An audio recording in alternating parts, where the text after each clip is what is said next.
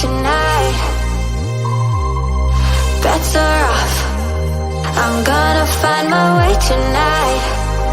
Way tonight. Won't you talk to me?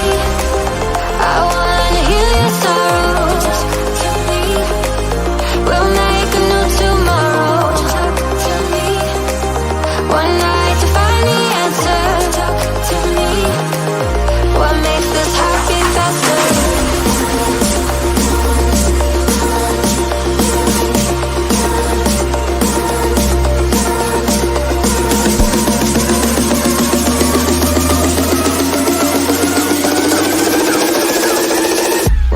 This happy festival.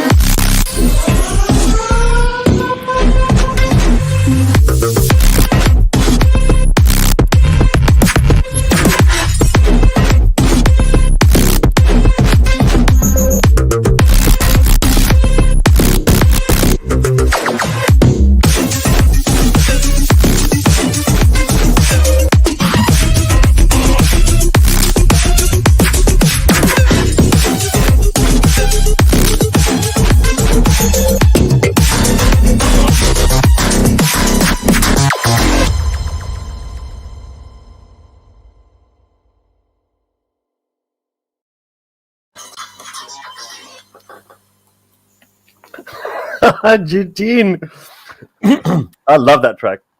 Yep, wakes you up. Oh my days, it's got me going. Eugene, there's so many streams going on right now. Henry Wright's got one on. Tottenham on Tour's got one on right now. Tommy's got one right now. Yeah. I'm surprised David Harrison's got one on right now. Like, wow. I don't. I love Tuesday nights. But yeah, Eugene, how you been? Doing well. You're looking very smart. Looking very, very smart. Well, what's going on? Shave my tash. Yeah, you saved your tash. Just, kept the goatee. I understand. You look like one of those people that, like, at some sort of airport control. Air traffic controller. Air traffic controller. No. I'm glad. Congratulations to getting a new job. Must put that out there first. People out there, if you're going through COVID and you're getting yourself back into work again, you look at Eugene as an example, going to many interviews, plugging away. What have we, Eugene, is it me or did we like win a football match on the weekend? We did win a football match. Of course we did. You don't seem too terribly happy. I'm very happy about it. But I'm happy, but let's wait and see. Leeds, we were just playing Leeds, right? Let's see how well we can do the next game. Well, hey, I don't really care. It's the opposition's the opposition. A win's a win, a goal's a goal. Kane got 7 during the international. And got none. Well, 2-1 in the Premier League. It doesn't matter. Look, the main one thing is good is right. At least we're not just seeing Son and Kane keep scoring all the time. Right? At least somebody else is scoring nowadays. So hopefully, when Son and Kane get back into gear, right, they'll add more goals. They'll add more goals to the tally. Right. So listen, we've got ourselves a very quiet and very private stream right now. Mm-hmm. Very few people out there, but that's okay because Eugene, I genuinely just love to come down and see you, they will start turning up. I know they will. And most important, the people in the chats. Right? Yeah. Shall we step back and have a look at them? Yeah, sure. Go ahead. Okay. So, Eugene, you always get there first. Of course. I don't understand it. Yeah. Eugene, hi everyone. Welcome to WillStewartTHFCRants. Oh my days. Look, there I am. And you still managed to get there before me. Like, thank you to all the early watchers in the chat. Look, you viewers out there, I really do appreciate you guys coming up early. listening to the lovely discotheque music that Will Stewart has put together, and putting your hellos in there. It really makes the heart feel good. Honestly, it does. And Eugene, of course, you beat me to it again. Yeah. Oh, Tottenham Tantrum Gold. Dermot's in the house. Yeah. Hi, Eugene. Hi, Mr. K and Eugene. Hope you're both well. Hope you're well as well, mate. Yeah, we will too, Dermot. And of course, Jamie Git has honoured us with one of his what would you call this? You wouldn't call it a joke, but what would you call it? Oops. Let me see. What do you say? It says, wife who puts husband in doghouse, soon find him in cat house. Yes. That's how would you call it? Basically he's run away and he's going to run away aphorism. To someone else. Okay. Yeah. An aphorism. Euphemism. I don't know. Euphemism and aphorism. I don't know. We got some... Jamie Pretty's in the house saying his long thing that he always says, shared with the unofficial Manila Philippines Tottenham Hotspur Supporters Club Facebook group. Boy, that's a bit of a mouthful. Thanks a lot, Jamie. Alex Ray's in the house. Thank you very much. Conte must be protected at all cost. I think that's got something to do with our title of our stream today, isn't it? Conte's cost. Yeah. Protect him at all cost. I like that. Nice. Chris in the house. Mr. K. Big up Eugene. Thumbs up. And Jamie Git loves the track as well. He goes, title track is banging. Absolutely love it. Banging. Chris is we actually won, Mr. K. Yes, we did. And not shots on goal. Not only that, but we've got some shots on goal. Apparently, according to the BBC records, it was like 4 shots on goal. 4, not 2, 4, which I thought was fantastic. Alex Ray saying, to be on fly on the wall during halftime. Yeah, we would love to. I wish. Do you think they've got cameras in there? They must do. They do. Yeah, they do. Just imagine being able to get clips of that. Yeah. I'm not suggesting anyone hack into their system and do anything to get that for us. Wink. Shane Black's in the house. Hi, Mr. K and Eugene, brothers from another mothers. Thank you very much. Good morning. And Jamie, we keep that to ourselves. So Eugene, Jamie gets saying, talk to K and Eugene, Tottenham's best kept secret. You know what? With the number of views that we get, it is more or less a little bit of a secret, but at the same time, it feels cozy. You, the viewers, get to talk. If I got like hundreds of people in the chat, how am I going to get through all the comments? Daniel Field. Daniel Field, first time. Daniel Field's in the house. Yes, Will and Co. Well, thank you very much for the channel plug. I love that little icon he's got. Very beautiful. Mantra. Honestly, absolutely love it. Listen, Eugene, because of the fact that we've got Conte and what's happening with the finances a little bit being published by the club.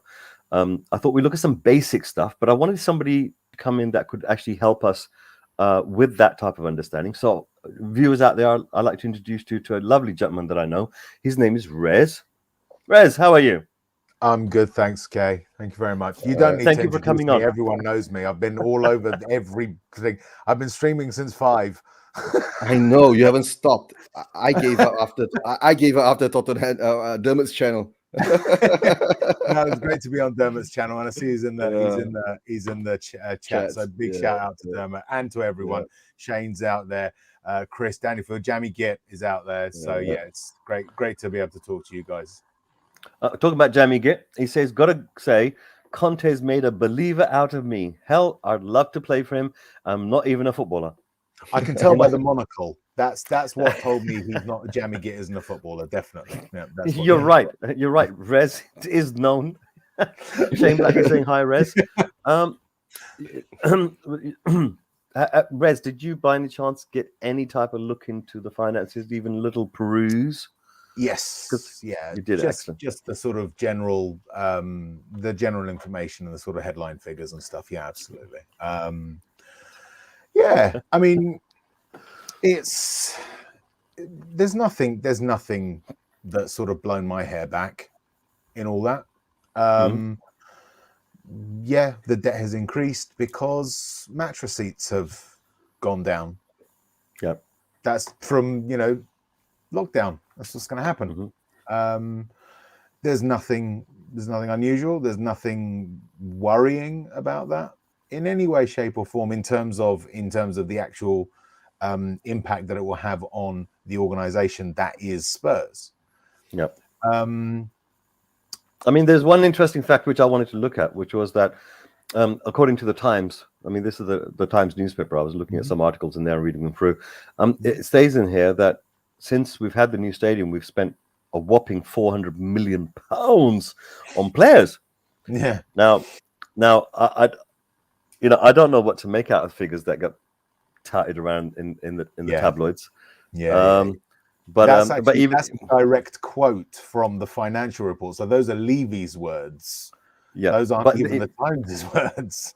I mean, the thing is here is that, like, you could look at this either way. You could say, "Wow, man, the club's spending lots of money. He's not tight-fisted at all." But on the other hand, you could turn around and say, 400 million. And look at what we got on the pitch. Yeah. It's not like we bought the best striker on the planet when we already had him. It's not like we got the second best. No, but we already had Son. And we know some of the purchases we did, like Højbjerg and so forth, they were very financially cheap. Yeah. 400 million. Wow. I mean, that has to be. I mean, if you look at it from one hand and say, wow, we spent a lot of money. On the other hand, you think, crikey, that's a lot of financial mismanagement. I mean, I'm not trying to bring it down on anyone, but it's a lot of. I mean, listen, whether you believe the figure or not, and I'm skeptical of it, it's very easy to sort of to bang figures like that about. And I'm sure that, with the way that football finance works, you can always build figures like that. But let's say it's completely accurate. Essentially, what he's saying is that he's pissed £400 million up the wall over that period, because we've gone from being a Champions League finalist to being not a struggler per se. Well, we would have been maybe a struggler in the Europa Conference League. So, yeah, by all means, Daniel, bang that drum. But all you're doing is showing how badly you've mismanaged the club since that time. We're 2 leagues below the Champions League. Yeah, that's we're crazy. not even in the Europa League. That's where Champions League group stage failures end up, and we're not even in that. Max in the house. So. Max in the house. Listen, there's a couple of statements which I want to quickly go through from some of our viewers. Obviously, Chris is over here saying, "Mr. K, you ain't invited me on. I'm shocked." Chris, I'll be chucking the link out there. Trust me. 55 minutes an hour into the show, it'll be out there. Please do click on it. Come on if you wish. Right. Reload XXX. Welcome to the stream. Imagine the inner struggle if Conte loves someone like Winks or Davis. Now, okay, let's leave Levy alone for one teeny second, because I'm still buzzing. Okay, no, we come back to him. Don't worry. We'll get the skewers out on him in a minute. But I'm still buzzing over that game on the weekend. Like, I actually saw Winks playing in the second half. That is playing like I mean, not like an elite level footballer, but for crying out loud, the guy was actually playing like what I want him to at least play like in the second half. Is that the Conte effect? Is that players playing for the manager, believing in the manager, train and also being trained in an effective way where they feel satisfied after having done the training, and whatever they're being taught behind the scenes by the coaching staff, that they're going into it, they're believing into it. So there's an awful lot of psychological play going on with footballers, because the vast amounts of money that they get is surreal. So, this sense of belief in what you're doing, it can give you that little extra 5% of performance. With him, it's like 100% being performance.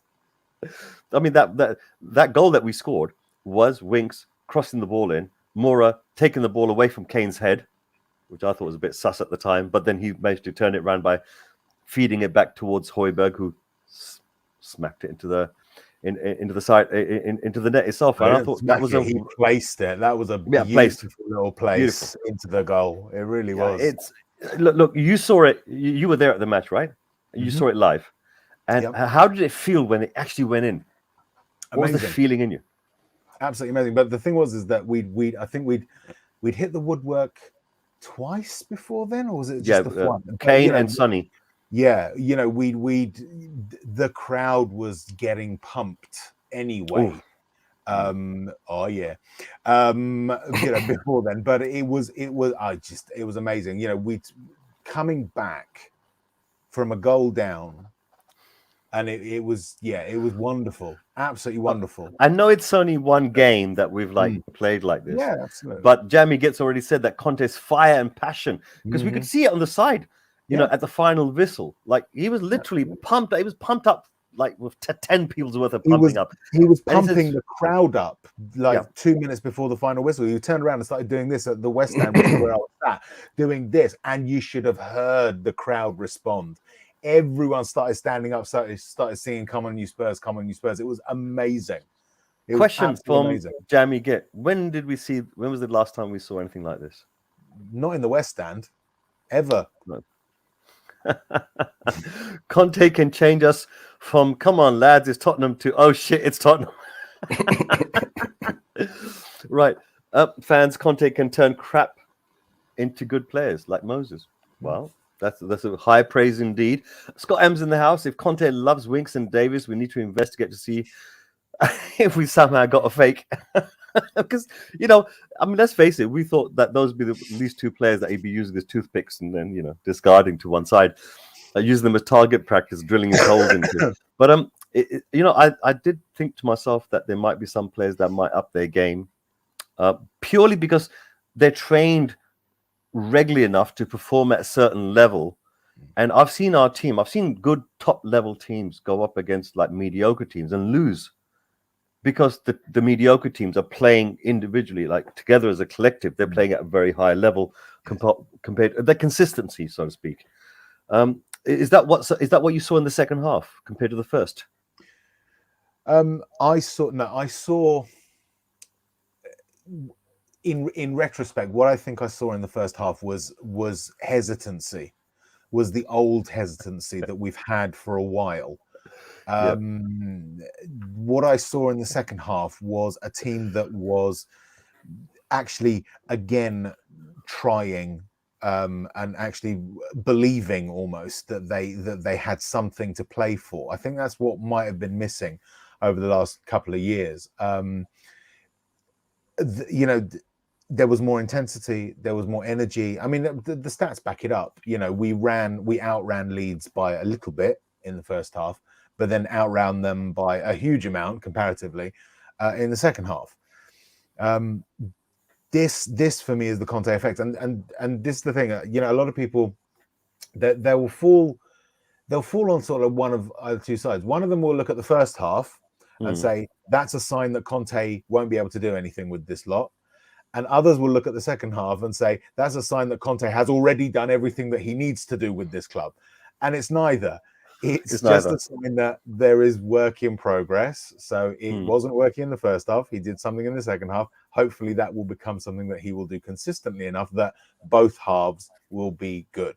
But we're in for some inconsistency in the near future. It will take I can understand some of the more critical fans out there. Obviously, you know, I'm very sentimental FC. Scott, I'm saying play like this, play like what? We were crap in that game. No, you're right. But the thing is, what would you call it if we lost that game in the second half? Would you say, is there another word below crap that you would then use? Abysmal. So look, to win a game which you're losing, you know, and you won it in the second half, I think you'd have to use a better word than crap. My personal opinion, humble opinion. I mean, Mr. DEP over here saying, I don't think the second half was that good. Leeds Juniors fell off and Reggie got a lucky deflection. Lots of work to do. The thing is that what was Reggie doing there in the first place if he was just lucky? Yeah. So when you're doing a free kick, there are going to be some players they're trained to jump in for the rebounds, for the deflections. And if you don't do that, you're not going to be in the right place at the right time to knock it in the back of the net and make it look good. Right. So that's clever play plus training, and you know it's a team effort there. You know, and we're not the finished article under Conte. Anyone right now who expects us to essentially be playing amazing football after he's only been there 2 weeks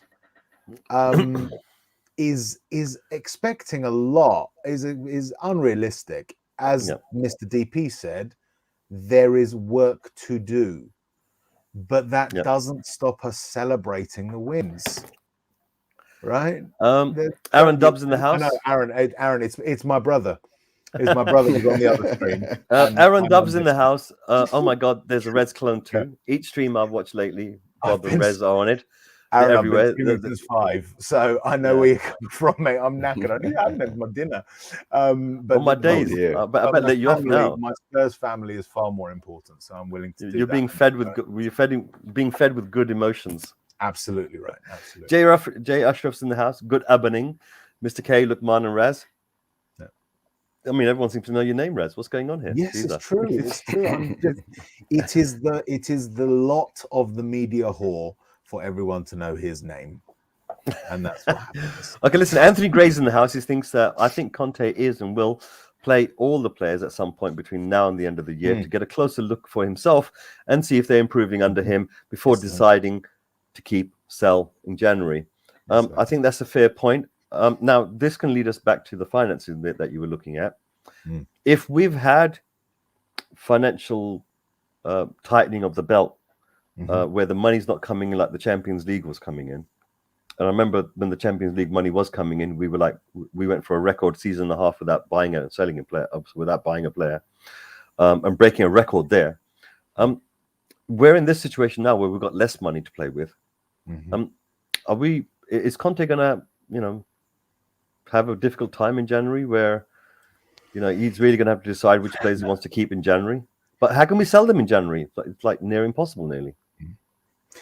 Yeah, I can 100% understand that people will be very, very alarmed by this, because we've had 21 years of a particular type of behavior, and so people will be concerned. And January is a notoriously difficult window anyway. However, this thing that, our debt has gone up doesn't mean that increase in debt is something that has to be paid off this year. It's not how debt works. Debt is always over a period of time. So the amount that we would have to spend on our debt will be only a fraction of the overall amount. And the other thing to bear in mind is that those were figures up to June, I believe, which was before the season started, where we had revenue coming back in. So that loss from 90 odd million to 1.9 million was down to no gate receipts, which is no longer the case. We make around 100 million pounds a year on gate receipts. Plus we've had 2 NFL events. Plus we've had Guns N' Roses. Plus we've had the Anthony Joshua fight. Money is coming into the club. Yeah.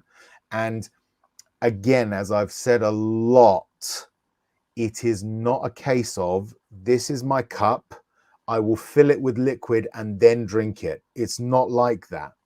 It's about revenue streams. The revenue streams are back in place. They're nice and healthy. Money is being generated. Therefore, there is money to spend. Yeah? Do not. If Levy tries to use it as a reason for not spending, then he will have basically cut his own throat, because the fans are not going to accept that. I mean, the article which I read in the Times regarding this financial stuff, I mean, the statement that's come out from Levy saying that, spending money doesn't guarantee any type of. I mean, yeah, sure, it doesn't. That's why these clubs like Man City, Manchester United, and Chelsea are spending obscene amounts of money. They obviously don't get what he gets, and obviously, they ain't got no trophies, have they? Yeah, obviously right. Yeah. Okay, they haven't got world-class players. Oh, well, they just meant to buy a few. Well, okay, right, it doesn't matter. Technically, his answer is logically correct, because nothing guarantees success. There's no guarantee of success. But he has said this 3 times now, right? He said it in this Times article. He said it in March to the Supporters Trust, and he said it once before to the Supporters Trust as well. He said spending does not correlate with success, and he's wrong. And everyone knows it. Okay. Protomac saying that a broken lead squad had 18 shots and 7 on targets, could have easily lost. Now, these two matters of financial spending or lack of, or 400 million spent, mismanagement of spending, and our performances on the pitch, they kind of go together because we're playing against a broken team of Leeds and we just barely beat them. You know. So listen, I got Savrak Pathak saying hello. And I've got a statement over here from Wyra Sly saying people need to remember, trust me, we're elephants here. We tend to remember too much. This squad is far from top 4 squad or prime poach. Absolutely. Conte said that, we need to be patient, and he needs to be patient with the players, because I think to a certain degree, when he said he needs to be patient with the players, I believe that he knows that he can't just willy-nilly go around changing all the players. And therefore, he's going to have to be patient with them to see if they can catch on with the training methods. Correct. And see if they can improve over half a season. Maybe he can't improve them over a month or so, but he might have to spend.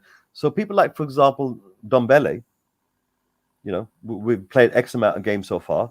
He's meant to be one of our top players, and he's not even featured in any of the games so far. So, it's like, anyway, he says, I'm happy with the intent, desire, passion, fighting in the second half. Manage your expectations. Now, I too am happy. I think I might have said this in some stream some time ago. I think maybe when you were in it. And I said that, like, for me, it's not about winning the Premier League just yet. It's not about me just winning a trophy just yet. It's about me seeing something on the pitch first. Am I seeing my team play? Are they doing anything? Go on. No, absolutely right. I mean, this is the thing. We are a moany lot as Spurs fans. We really do. We love a good moan. It's because we've had to put up with so much shit for the last 40 years.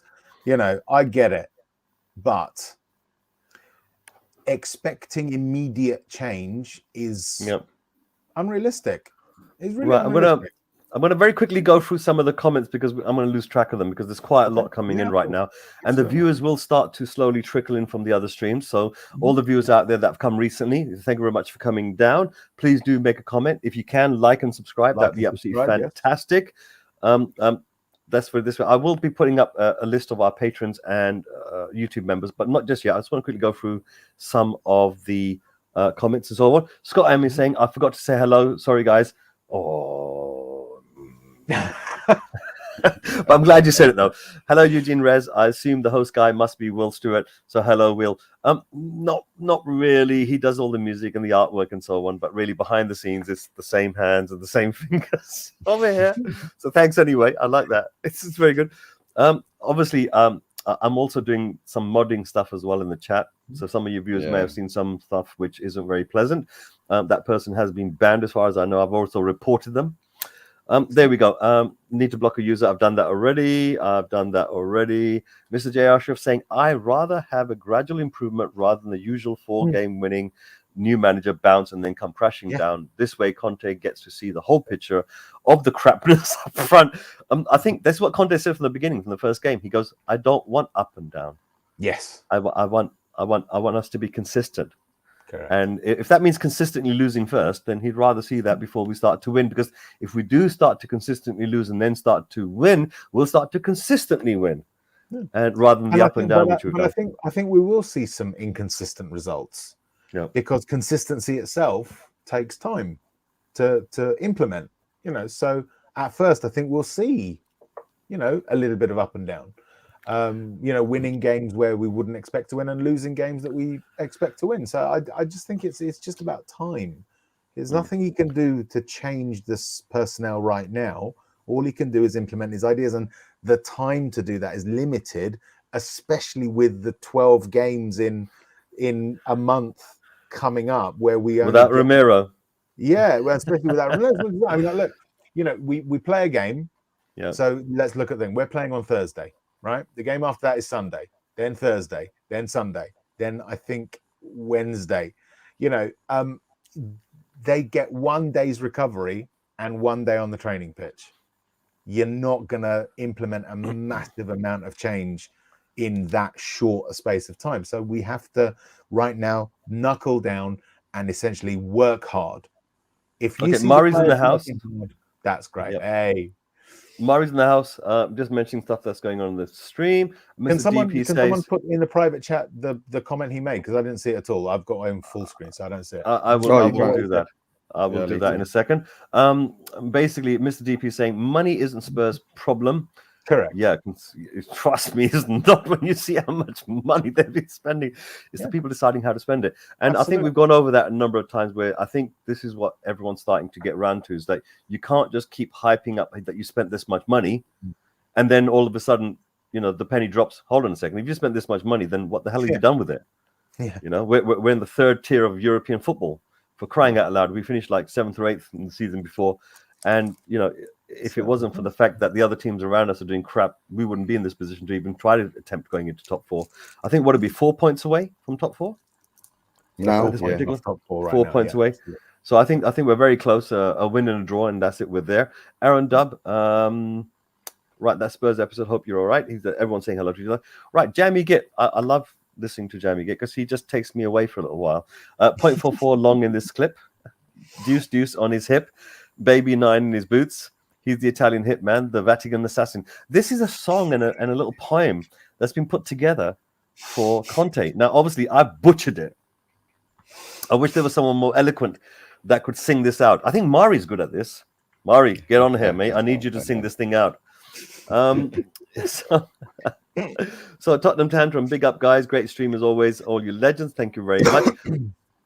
Winky is in the house. Apparently so, yes. He's apparently he doesn't need to train today because he's been on almost all the streams I've been on. No. I've got a special font. Look, I'll tell you the truth. A lot of people, when Winky first came on, what was he originally? I think it was Messi. Eric Dyer.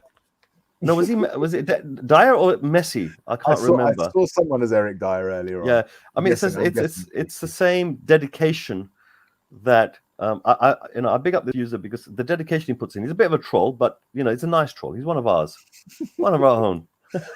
A nice troll. So I'll tell you who is it later. Okay.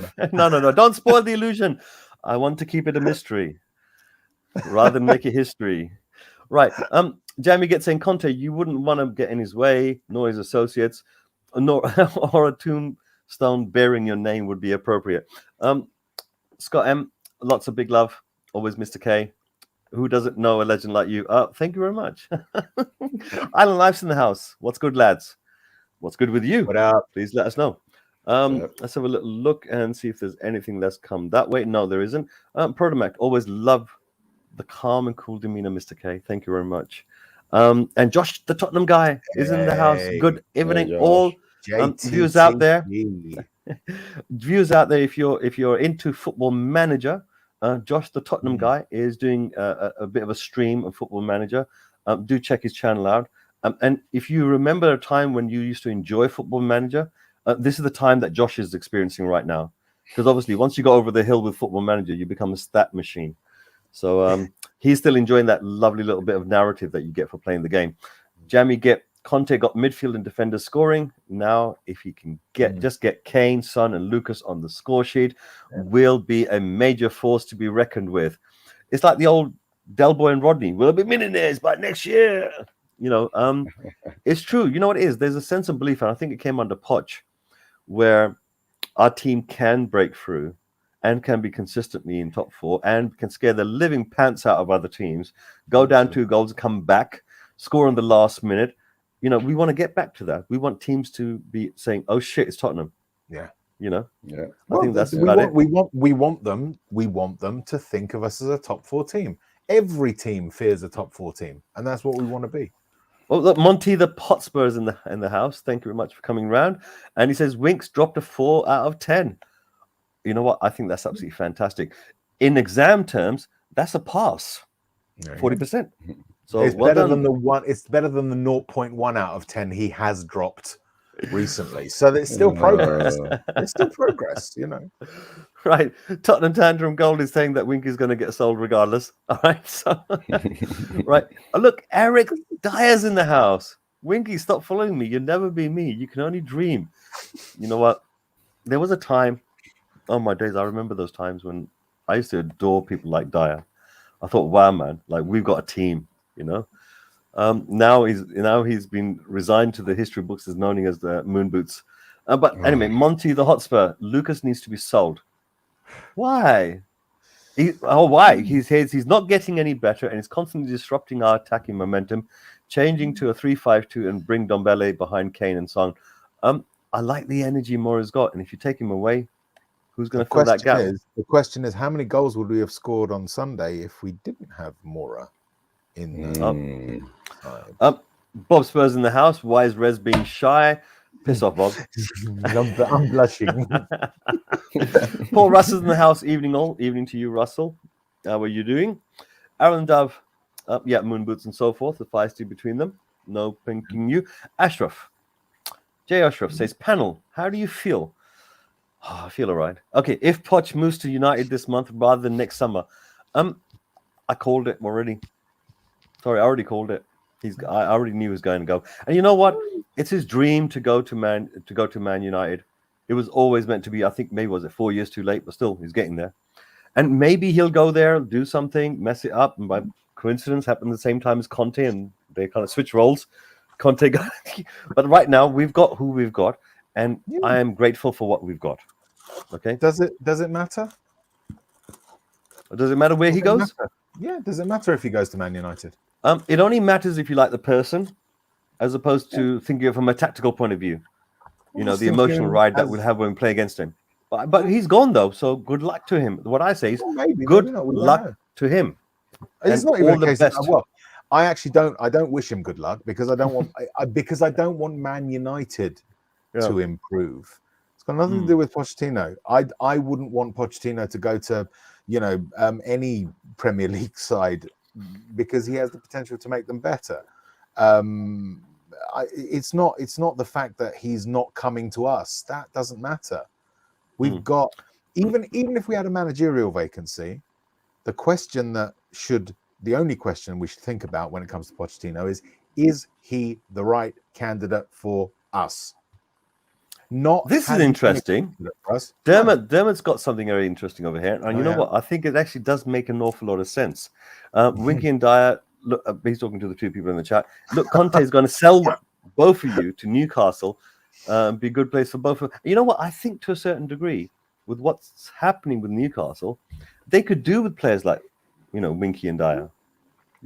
Over here, Monty the Hotspur saying we would have scored more goals because our attack wouldn't get ruined by inaccurate passing, Mora's dribbling, until he doesn't, which is a lot. So I get your point. Is that, is that the Lamella effect? All that passion, but then not enough product. Ryra Sly is saying, I'm going to defend Poch from United toxic fans, baby. Maybe indeed. Head check is in the house. Wow, head check. Thank you. Hi. And we've got some people in here that have really come in. Wings have sold more than 20 million. We could buy Matic. Okay, what I want to do very quickly, if you guys don't mind, I'm going to quickly give a little shout out to our patrons and our channel members. So I'm just going to quickly pop them on the screen now. The Patreon members that we've got right now are Spartan 7 Gaming, Wayne Bonner, Mama Coates, Celery Agent, AG Gaguma, Tony Coe, Alex Burton, Bob Spur TV, piss off Bob, and John N. Colin Lumsdown.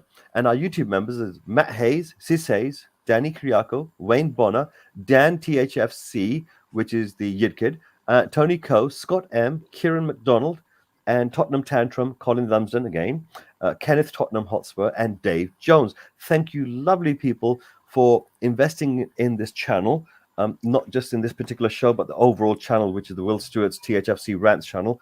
And I believe that's a worthwhile thing to do rather than chucking things at us. I know that things like super chats and super stickers are quite popular in many of the streams which are out there. But I prefer people if they were to actually join the actual channel, because it doesn't just help this particular show, it'll help all the other shows which are on this channel. This channel, the Rants channel from Will Stewart, is probably one of the first I've seen where they absolutely let anybody on to get their 2 pence in. And that, in a way, for me personally, was a bit therapeutic. When you're venting things up inside and you finally get to get it out and you find out, hey, you know what? Other people agree with you. let's have a little look at the comments. I should just be coming back to them. Right. Right. All right. Tottenham Tantrum Gold is saying Poch won't go to United. To be honest, United are a mess, and we're going to place, and we are going place in the next few years. We'll be above United. The same happened after Busby left. We don't know, and at the end of the day, good luck to Poch, wherever he goes. Everyone's heard Rez's take on it, the fact that he doesn't want Man United to go up because they'll be competing with us. But I think to a certain degree, if we beat teams like Man United, it'll show our pedigree. If we beat teams in the London teams like Arsenal, Chelsea, it'll show our pedigree. So I don't want necessarily these teams to drop and go all the way down. But at some stage, I want us to be able to rise up and be good enough, be deservedly so, to beat teams like that. So I understand what you're saying, Rez, but we do want to I want to get some improvements. Winky, Moonbutts, we've got a little set of trolls which have come into our house. Usually I can hear you clocking away. What are you doing? Are you drinking something? Yep. Right. Shane Black, Mora runs around like he's playing tag. Yes, he does. I think he does. Head check defenders out of position. Head check is asking where are all the white people in the stream? Eugene, you're kind of like very pale skin, isn't it? And Rez, you got like lots of pink. You know what? Come on. I'm going to chuck the link out there in about 20 minutes. You can come on and represent. Paul Russell, not Magic, thanks. Yeah, I think Magic is too old really to come to our club. Yeah. To tell you the truth. Right, okay. Bob Spur's got something to say. They're all upstairs while you're sat in the basement having fun with your mum. Well said, Bob. Well said, Bob. Thank you very much. Mr. K, keep an eye on the head check. They need one. I will indeed. People out there in the chats, we share it together. So, maybe you got a sense of humor and you want to express it in a funny way, but we don't like too much toxicity in our particular stream. We generally have a good feel factor that's going on here. And if you want to be involved and chat about this and the other, please do so. But behave yourselves if you possibly can. I will be getting out the banishing stick if I need to, and I'm not afraid to use it. If you see me as a chat mod in other streams, I'm very good at it. Stick, okay, it's black, made of rubber, and it has spikes on it, so it's not something anyone really wants to see. I will wield it if I need to. Been Paul Brown's in the house, evening all, host and all. Thank you very much, Paul, thank you for coming to it. And obviously everyone's going to give up bare love to Bob Spur. And Bob Spur saying, someone get Mr. Headcheck some brown sauce. I don't know. I think sometimes when people just don't know something and they say it, it's kind of okay. But then if there's malicious intent behind it and you've seen it before, then yeah, we need to keep an eye on things like that. We don't need that at all. Josh Tottenham, So I've got this thing over here, which was some of the finances that I think the club put up, and it showed how much money's been lost over the last year or so, and how much has been transferred and so on. And what gets me is that the total revenue is only gone down by about 40 million, regardless. That's right. So I think that was where they transferred the money, the TV and media revenue from 1 year to next year. So it counted in the following year. So it's double that. So that kind of saved us a little bit. When I say saved us, it saved Levy the blushes, so forth, with how much money is made in that year. But there is elements to look at the finances, and that is, what the money that was saved during that time during Poch when we were in the Champions League, it didn't reflect on the pitch. I didn't see it at all. So do we even look at these type of things? Is it worth our while, even looking? Well, it depends on what you want to sort of know and what opinion you think it will actually, which opinion you have over the way that football works. Again, it's not anything for us to get our knickers in a twist over. Yeah. And if that's the intent of the likes of the media outlets who have been sort of publishing the story. I don't think it is. It's fairly standard for them to talk about big clubs' finances. It does happen. I just generally don't think there's a massive story out there. Anyone who tries to spin it as anything more than what it is, can easily be found out. Is there a certain timing to all this that you think is going on, that we're coming closer towards the January transfer window? Well. Yeah, I don't think so. We knew that Levy had said that he would delay publishing the club's finances for a period, but there will be a deadline by which that needs to have been done. All right, Darren Denton, right? Yes, kind of spotted what I've said, because Levy's thinking, who can you sell for 40 million to balance the books in January? That's the point. That's the thing about it, is that this is why we shouldn't worry about it, because again, that's not how it works. If we sell someone for 40 million, our bank balance does not go up that day by 40 million. Right. It goes up incrementally over the period of a contract. So it's when you realize that, realize that this idea that we don't have a war chest because we've lost 90 million or 150 million is nothing. It's I've got the statement over here. I just want to quickly address Sabatasso. You're watching this on Twitch. I'm watching the comments on YouTube and so forth, and also the ones coming through Twitch. And yes, I have been watching it. And there's been a few people that have come into our stream, which, I've banned at least one. I've reported at least one, which was very, very vile. And I think that maybe there's a couple of others in there which are basically trolling around, tell you the truth. But I have a very simple policy on trolls, and that is let them have a little bit of fun, so long as it's just fun. The moment it steps over the line to become rude, derogatory, insulting, racist, bigotry, basically in any one of those igoties, right? Yeah, then I'm coming out there with a hatchet to chop them out in my stream, have them reported, and they're not just going to get banned; they're also going to have YouTube chase after them. Okay, so trust me, I do look after people that come to watch our show. It's our responsibility because we're the ones presenting it.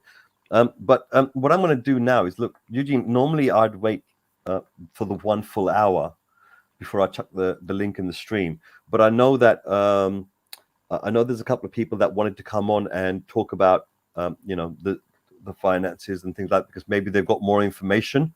I understand Mari wants to do it. So shall we do that, or do you think we should just wait another 10 minutes? Yeah, just do it. All right, let's do it. Okay, so Paul Brown, before I do so, Paul Brown saying that the catalyst to THFC, time to invest wisely, prudently for a change, and look at the recruitment while you're here. I think you're absolutely right. Southside Spurs in the house saying warm salutations to Kay, Eugene, and Resimus Prime. Yes, Johnny Einstein. What up?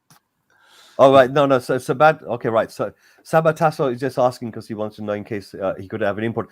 Yes, certainly. You know what I'm going to do, Sabatasso? I'm going to put the link out there. If you or anyone else out there wants to jump in and join this merry little band and have your 2 little pence and come and contribute towards the stream, then please do so. This is going to go out to everybody, right? In all of the platforms that we send out to. That includes Twitter, Twitch, Facebook, and so forth. Okay, and there it goes, bang. And yes, if you're and Sabatasso, if you're typing stuff out in Twitch, we can read it. Rather, I can read it out, and I can put it on the screen as well. So have no fear. Put your 2 pence out, and this show is about Talk to Kay. So I want you to type something, and I will highlight it. And you don't have to throw money and everything to make that happen, because this is part of the fabric of the format of this particular show. Okay, Talk to Kay. Right, so the link is out there. Please, if anybody wants to jump in there, please do so. And I have one big boy. What up? Josh is in the house. Josh, how are you, my man? Great, mate. I'm all right, mate. I'm all right. How are you? Not too bad. Are you still buzzing over the curry and the football from the weekend? I was upset you weren't there, mate. I wanted to give you a cuddle. Yeah. No, I had. I'll tell you the truth. My whole family's had this bug that's gone around. The flu, yeah. My missus has got it right now. I tell you the truth, I'm actually still feeling pain Like you would not believe in my throat right now, even while I'm speaking. To be honest, I was more disappointed that Eugen wasn't there. He had no excuses. Apart from a few thousand miles. A few thousand miles. That's about it. If Phil can come from Didcot, Eugene can come from Malaysia. Exactly. John Fitzpatrick, guys, you do remember that one of the things about this show the most, right? Yeah, is that I do like to, as possible, read the comments out. So if you do see them, if you do see me putting them on the screen, if you can read them out, fantastic. If not, then I'll read them out. John Fitzpatrick is saying, "Big up, everyone. Good to see you, John. Absolute pleasure." And good morning, John. And if we got read a voice if you want. If you know what, you guys can. I sometimes go on other people's streams and I actually read things out. I think we got one more person. I think Shane Black's in the house. Shane, how are you? Hi, Shane. Good morning. Hey, Eugene. Hey, Raz, Mr. K, and Josh. How are we all? Not bad. At least better seeing you. I've got my voice back, so I'm all ready and firing up, ready to go. That's good. You look $1 million, mate. You look $1 million. So good, man. To see you. Look much better now. I'm feeling better now. All right, just Paul Brown is just letting Bob Spur know that he's giving him a very eloquent piss off. And Aaron Dove, as always, oh my God, it's Josh, him, Bob's, and Rez. Him. Apparently, you've referred to as him now. Absolutely everywhere. I'm going to have nightmares for the three of them later. And you know what? Aaron Dove is saying, we've been on like 3 different shows today. Yeah, it's true. It's so you know true, something? yeah. I've been off the shows all this time. So, you know. It won't be too much longer, mate. You can come on the 4 Right Spurs anytime you want. You know that. Of course.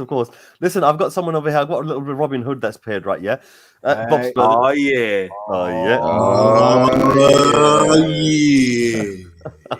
Listen, Dazza Hotspur's in the house saying hello. There you go. Nice picture, Dazza. He gets a salute. Sorry, I forgot that. He gets a salute. Of course. You know, I think we've got this thing coming up where we've only got a few weeks left before January hits us. Where's Headcheck? Where's Headcheck? Is he coming on? No idea. I'll tell you what. He's going to be fuming at Shane's last name. He's going to be sitting there clenching his fucking fist like this. Okay. Don't pass the 10 minutes. Graham's in the house. Good evening, Graham. And there's lots of big ups going there. Hey, John. The thing that we're looking at to a certain degree today was obviously we've had a feel good factor on the weekend, where some feel good factor, and some people are saying, well, we didn't really play that great. But come on, we normally would have lost a game like that. But at the same time, we're looking ahead a little bit and saying, well, the Spurs have put, this public statements out saying about finance and so on. Apparently, that was a June statement. It's all the way now in November. But is the timing of it sus? Is the timing of it sus? To say, listen, don't have your expectations high in January because we don't really have that much money. Conte's gonna have to sell someone before we buy someone. But where we heard that one before? Irrelevant, mate. Absolutely irrelevant. In order for the club to do something, they need to make. They're going to make a loss. If they're going to back Conte, they're going to make a loss. They need to stop thinking about the profit. Yeah, I think you're right there to a certain. Shane, you've come. It's so good to see you looking so healthy as well with a smile. Shane, how did you feel about especially the second half of Sunday's game? Did it bring up any memories from before, or was it just like we were just lucky? It wasn't luck, but it wasn't fantastic football. It was better than average. Lucas Moura run around like he was playing tag, like he had a ribbon on his back. How they play, females play American football, grab a flag off their back. It was good in ways, and it was poor in others. I think Tanganga had a bit of a mare of a game. Sanchez just looked like he outplayed him, which is saying something. Our defense was relatively solid, which is always a positive. Yep. Did you like the way Winks played in the second half?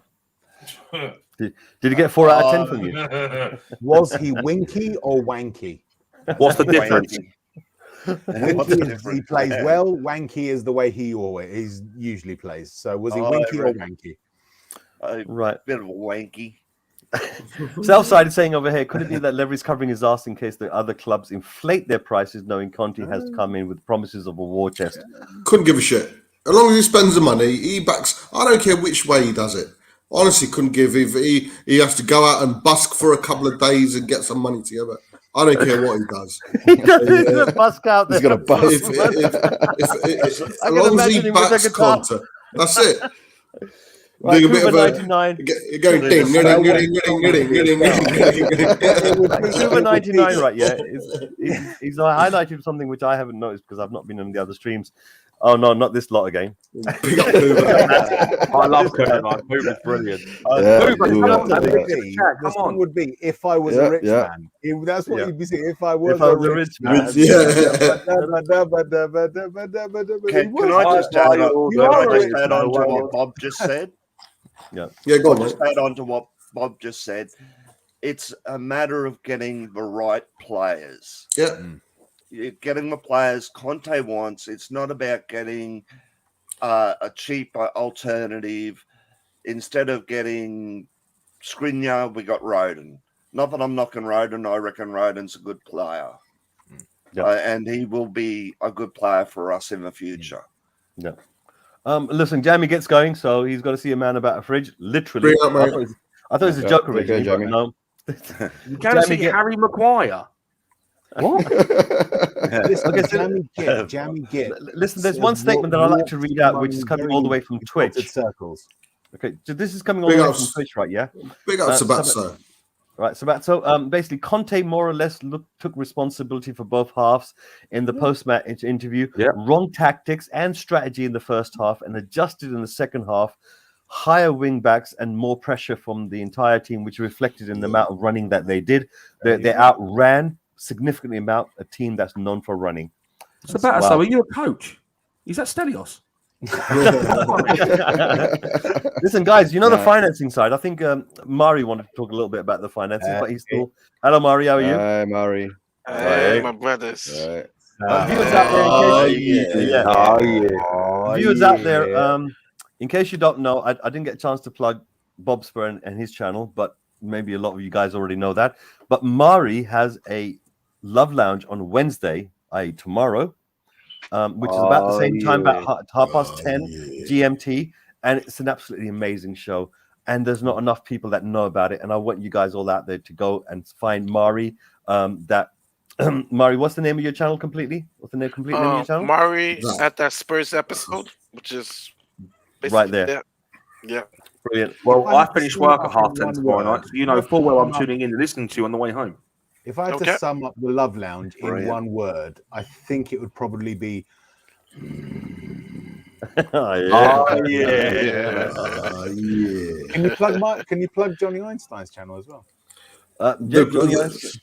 Where is Johnny Einstein? I think he was in earlier. Shelfside Spurs. Spurs. You know something? If viewers out there, if you want to watch quizzes and articulate knowledge about all kinds of things, that's pushing it. And these guys will make a big attempt to try to educate everyone, including themselves. And cat semen. Now, change it to cat. Come total. Or whales. Just semen, basically. Those are among the subjects that we've discussed. Guys, and of course, if you suffer from insomnia and you want to be up for 17 hours non-stop stream, and it's that guy over there. Persuasion TV. That's it. Right, listen, John Fitzpatrick. Yes, we have got people in the stream that are basically trolls, but they're good trolls. And Winky, I think previously was known as Messi, previously known as a few other characters. Iniesta. I think Ronaldo. Did he play Ronaldo? No, Moyes. He did a wonderful Moyes. Yeah, absolutely wonderful Moyes. And before that was Raziak. Is he Højbjerg best Pierre in London? I'm not too sure about that. I don't think so. No, that's or is that somebody else? Winks is the best Winks in North London, and I don't even know out of the Winks. That's how bad. Listen, seriously, on a serious note, right? Yeah, it's like that old quote. Have you guys heard people saying, "Is Ringo the best?" This was said to the Beatles a little while ago. You know, when they were still alive, or when they were all together.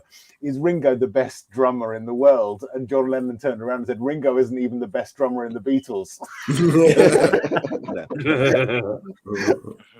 All right, listen, just to clarify that this troll is actually a new troll. He hasn't been trolling before, so maybe. No, he's all right. Winky's all right. Winky's all right. The thing is, I know who's behind the Winky account, and I also know. I also know who's behind the Eric Dyer account. Yeah. Does anybody know who's behind the Moyes account? Moyes, Crap! Have I been talking to the real Moyes? Winky, who's your favourite ideal woman? And explain why. Explain why. Mary, don't say the Queen. The Spurs fan is. I expect nothing when we start with Winks. Can I bring this up just a teeny touch, because to a certain degree, you know, I know why we had to play Winks in the midfield, but in the second half, you know, he actually played like how I wanted one of our players to play. He was all right. You know, I mean that's for one game of one half. You know, so it's not like he's done a fantastic thing. It makes no sense. So is there a thing that where he's just gonna like get expectation where he might get put on a game? I'm gonna say, in what world is 4 out of 10 a pass? We don't know. Right, Murray. You wanted to talk just a teeny minute bit about the finances. Have you looked over them or I've looked over them, and since I'm on holiday from work, so just did a lot of extra reading, and I looked at some of the comments, and it's funny, man. I love our Spurs family. I love our fan base, and it's interesting people trying to one up each other in regards of, okay, here are the financials. Here's the article. Of course, everybody's saying, okay, great hire of Conte, and we're going to back him because Conte wouldn't be here. Yeah, I saw that. I missed that. Sorry, say again. I saw that. And Conte wouldn't be here if he wouldn't be back. And for me personally, I think Levy got scared, shit out his mind when he heard people chanting in the stadium, Levy out, bad press, and now he finally really said, okay, we need to get back to Champions League level. We're bringing in Conte. The point I want to talk about is that people want to look at the financials and then go back to the form of, we are a poor club. We're a club that doesn't have money. Bullshit. We are not a poor club. Correct. We are a club that has money. Correct. It goes back to, because they go back to the narrative. We're not an oil team like the city or whatsoever. No, we're not. We're a property investment team. I don't know how it is in the UK, but in America, there's two things that you want to be involved, which is generational wealth. That is the oil business and real estate property business. Those are the two. And if you do those two businesses well, you succeed. So going back to that point, right? So people say, we're not oil related club. Okay. And they want to go back to the source because, right, if we're going by financial fair play, or let's just say not even financial fair play, which is a joke, that, okay, City's not using oil money, so they're using what Tottenham uses within the entity, which is Tottenham, right? What they call, and this is the word, Tottenham pays for itself. There's a system of how they use finances to pay for themselves, that if it's not spent wisely, okay, they can get into debt.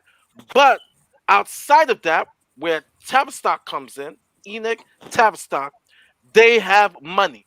They have money. City and the PSG, they were even now currently, it would shock me. They're pouring money, outside money in. It's just that Tottenham refuses to use outside money within the entity that is Tottenham.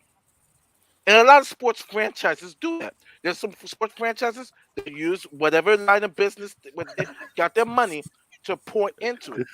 So, and I say this because Tavistock has been successful even throughout this COVID years. So I laugh when people post those comments as recent as July, Tavistock owns a Manchester City, which is on the land. Get up, even look it up on their website. They struck a deal with Disney to open a university campus. Disney, a university campus on Tavistock property. Can I just, Murray, can I just quickly, address this? Go on. Now, just to wrap it up, that we are not a poor club. They want to give the impression that we're a club that is starving for money. We're not that club. We are not that club. Do not get played. Do your research. Follow the money train, like the movie. Do your research. Okay. It's just that Tottenham spends within the entity that is Tottenham, which is okay. That's their model. Okay, Murray, I've got Moongel over here, right? Yeah, from Twitch, saying, Mr. K, I don't know how you do things on YouTube, but you need to get that intelligent Scott M guy on your show. Moongel, listen, Moongel, you know something? You're absolutely right. Is it Moogle? Moogle. I do beg your pardon. I've been butchering your name here. But listen, you're absolutely right. I do need to get this wonderful, intelligent person on just for your wish. There he is. Oh, Scott for fuck's sake. Hey. You say enough intelligent things on here, you even get Say his name 3 times. I've got a conspiracy theory. Moogle is Tottenham.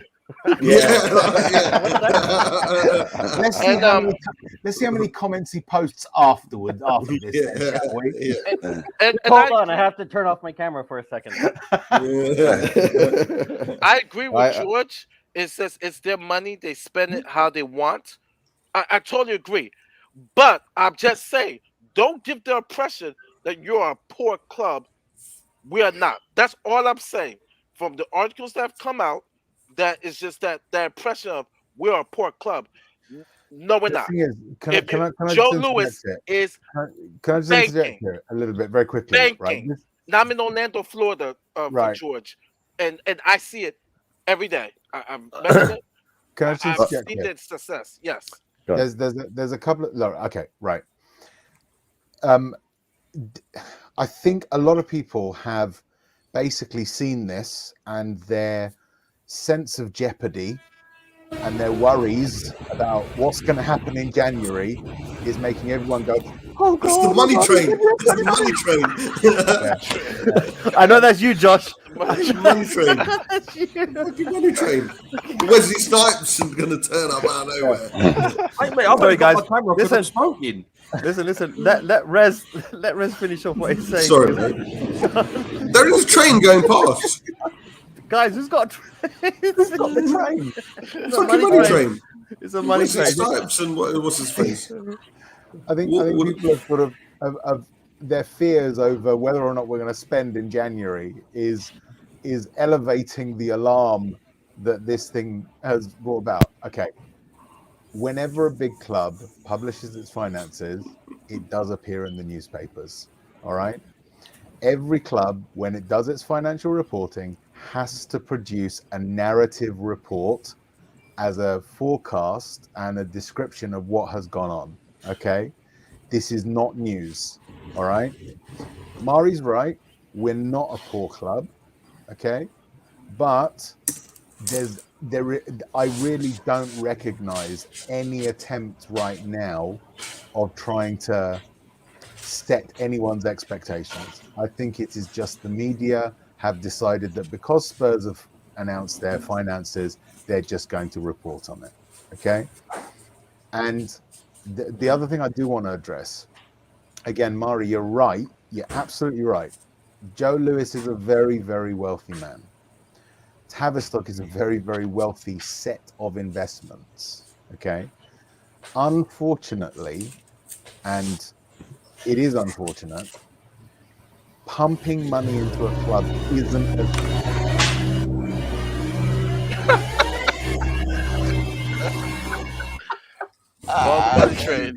it sounds like one of those 1980s vacuum cleaners that used to I don't know who it is. Unfortunately, pumping money into a club is not actually a very simple process, hence why Man City had to do their mad their sort of creative accounting. Because Manipulation of their accounts. Yeah, for Joe Lewis to pump money into the club, there are two ways. One is that he has to essentially purchase stock. In order to do that, you need to do a new share issue, which then reduces the value of your assets. So that's something that he'll probably be unlikely to do. The other one is in the form of a loan, which can be done interest-free.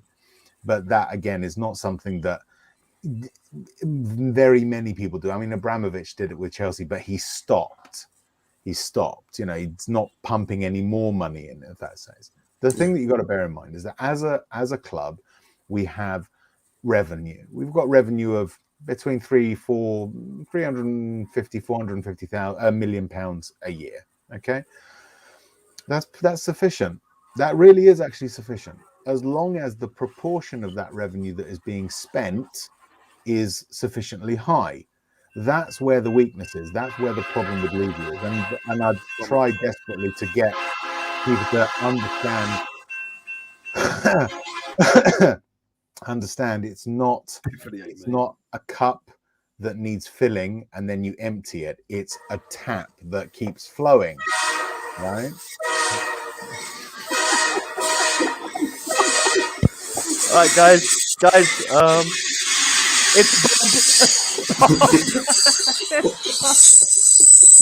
All right, guys, in case you're wondering, there's two technical difficulties going on. One is Shane has got his fan on in the background, so his fan's making a whirling sound. It's okay. I've got you on mute, Mike, and all the train noises. Listen, do not play poker with Bob, because he managed to do that with a straight face right yet, and nobody noticed it. I did a process of elimination by getting rid of everyone's microphone and finally got there in the end. So if I put you on random mute, train going apologies. past. Okay, so if you want to take yourself off mute, you can do. It's perfectly fine. All right, that's fine. So it's not the Love Lounge, Bob. Damn you, Bob! Damn you! Right. Listen, Blue Note 73, right? Yeah. Saying that they didn't say they were a poor club. All they said was currently in the red. That's wrong. So we're not. I'm not saying that the club is saying that, but I'm just saying that those who want to take that narrative, they will run with that. To make excuses. And like I said, to prove my point, we're definitely not a red. There's no like in the red actually means in the red. In the accounts they are in the red. In the accounts they're in the red. No, they're not. No, Eugene, they're not. Okay, if you make a loss, that means that your books are in the red for that reporting period. For that reporting period, the organization is in red because we've got revenue coming in. We've got money coming in. That means that we are a going concern. Okay, we're not in the red at all, right? We've got money coming in, 350 to 450 million pounds of revenue this year. Okay, those figures were till June, I think, June or July of this year. So since then, we've had Guns N' Roses, we've had the NFL events, we've got all of that money coming in. That's money coming in. We're not. Sorry, let me just address this comment, John. I've told you, give me till the end of the month. Jeez, you're worse than my mum. The end of the month of March 2024. Guys, Casey Jones, by the way. 0024 service to Birmingham. Casey Jones, is that a player? Right. I'm not too sure about this. Is this Casey Jones a player or just a random saying? I have no idea. No, in that case, we'll go back to the Oscar effects, right? Yeah. And Paul Russell, can you please clarify what you're trying to say? Because it'd be really nice to understand it. Mr. DP saying club made a loss primarily on gate receipts, 120 million for this season. So no excuses in January. Yeah, and absolutely. I think to a certain degree, like the timing that certain things come out, like I said, it's always a bit sus. I mean, Alistair Gold having to report on things. You know, he's normally got his finger on the pulse of what the club wants to be saying anyway. Daza Hotspur saying nothing in this game for two in a bed. Thank you very much. And you got 6 days, and you got 6 days, Josh. John Fitzpatrick saying you only got 6 days left. George, whether they say red or black, the spending in the transfer market stays the same. They didn't spend a penny in transfer windows.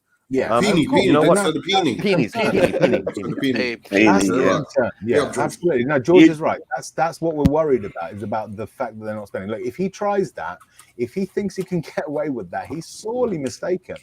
He is sorely mistaken. Okay, there is no way that he can try and penny pinch his way, because A, the fans won't take it, and B, more importantly, Conte won't take it. And he will put his ass on the fire if he tries. The non-Levy outers will. Rez. They've already got a narrative. Yeah, they've already got an excuse to counter argue. And this is why it's so important for all of us who understand, who feel that Levy has not done a decent job. That's why it's so important for us to understand about the way that finances work in football and the way that transfers in particular work. It's so important, because then you can counter the arguments that they make. Yeah, you know, you don't stay rich by spending money. Yeah, of course. Well, exactly that. That's just a simple fact. You don't stay rich if you spend money. Well, I know.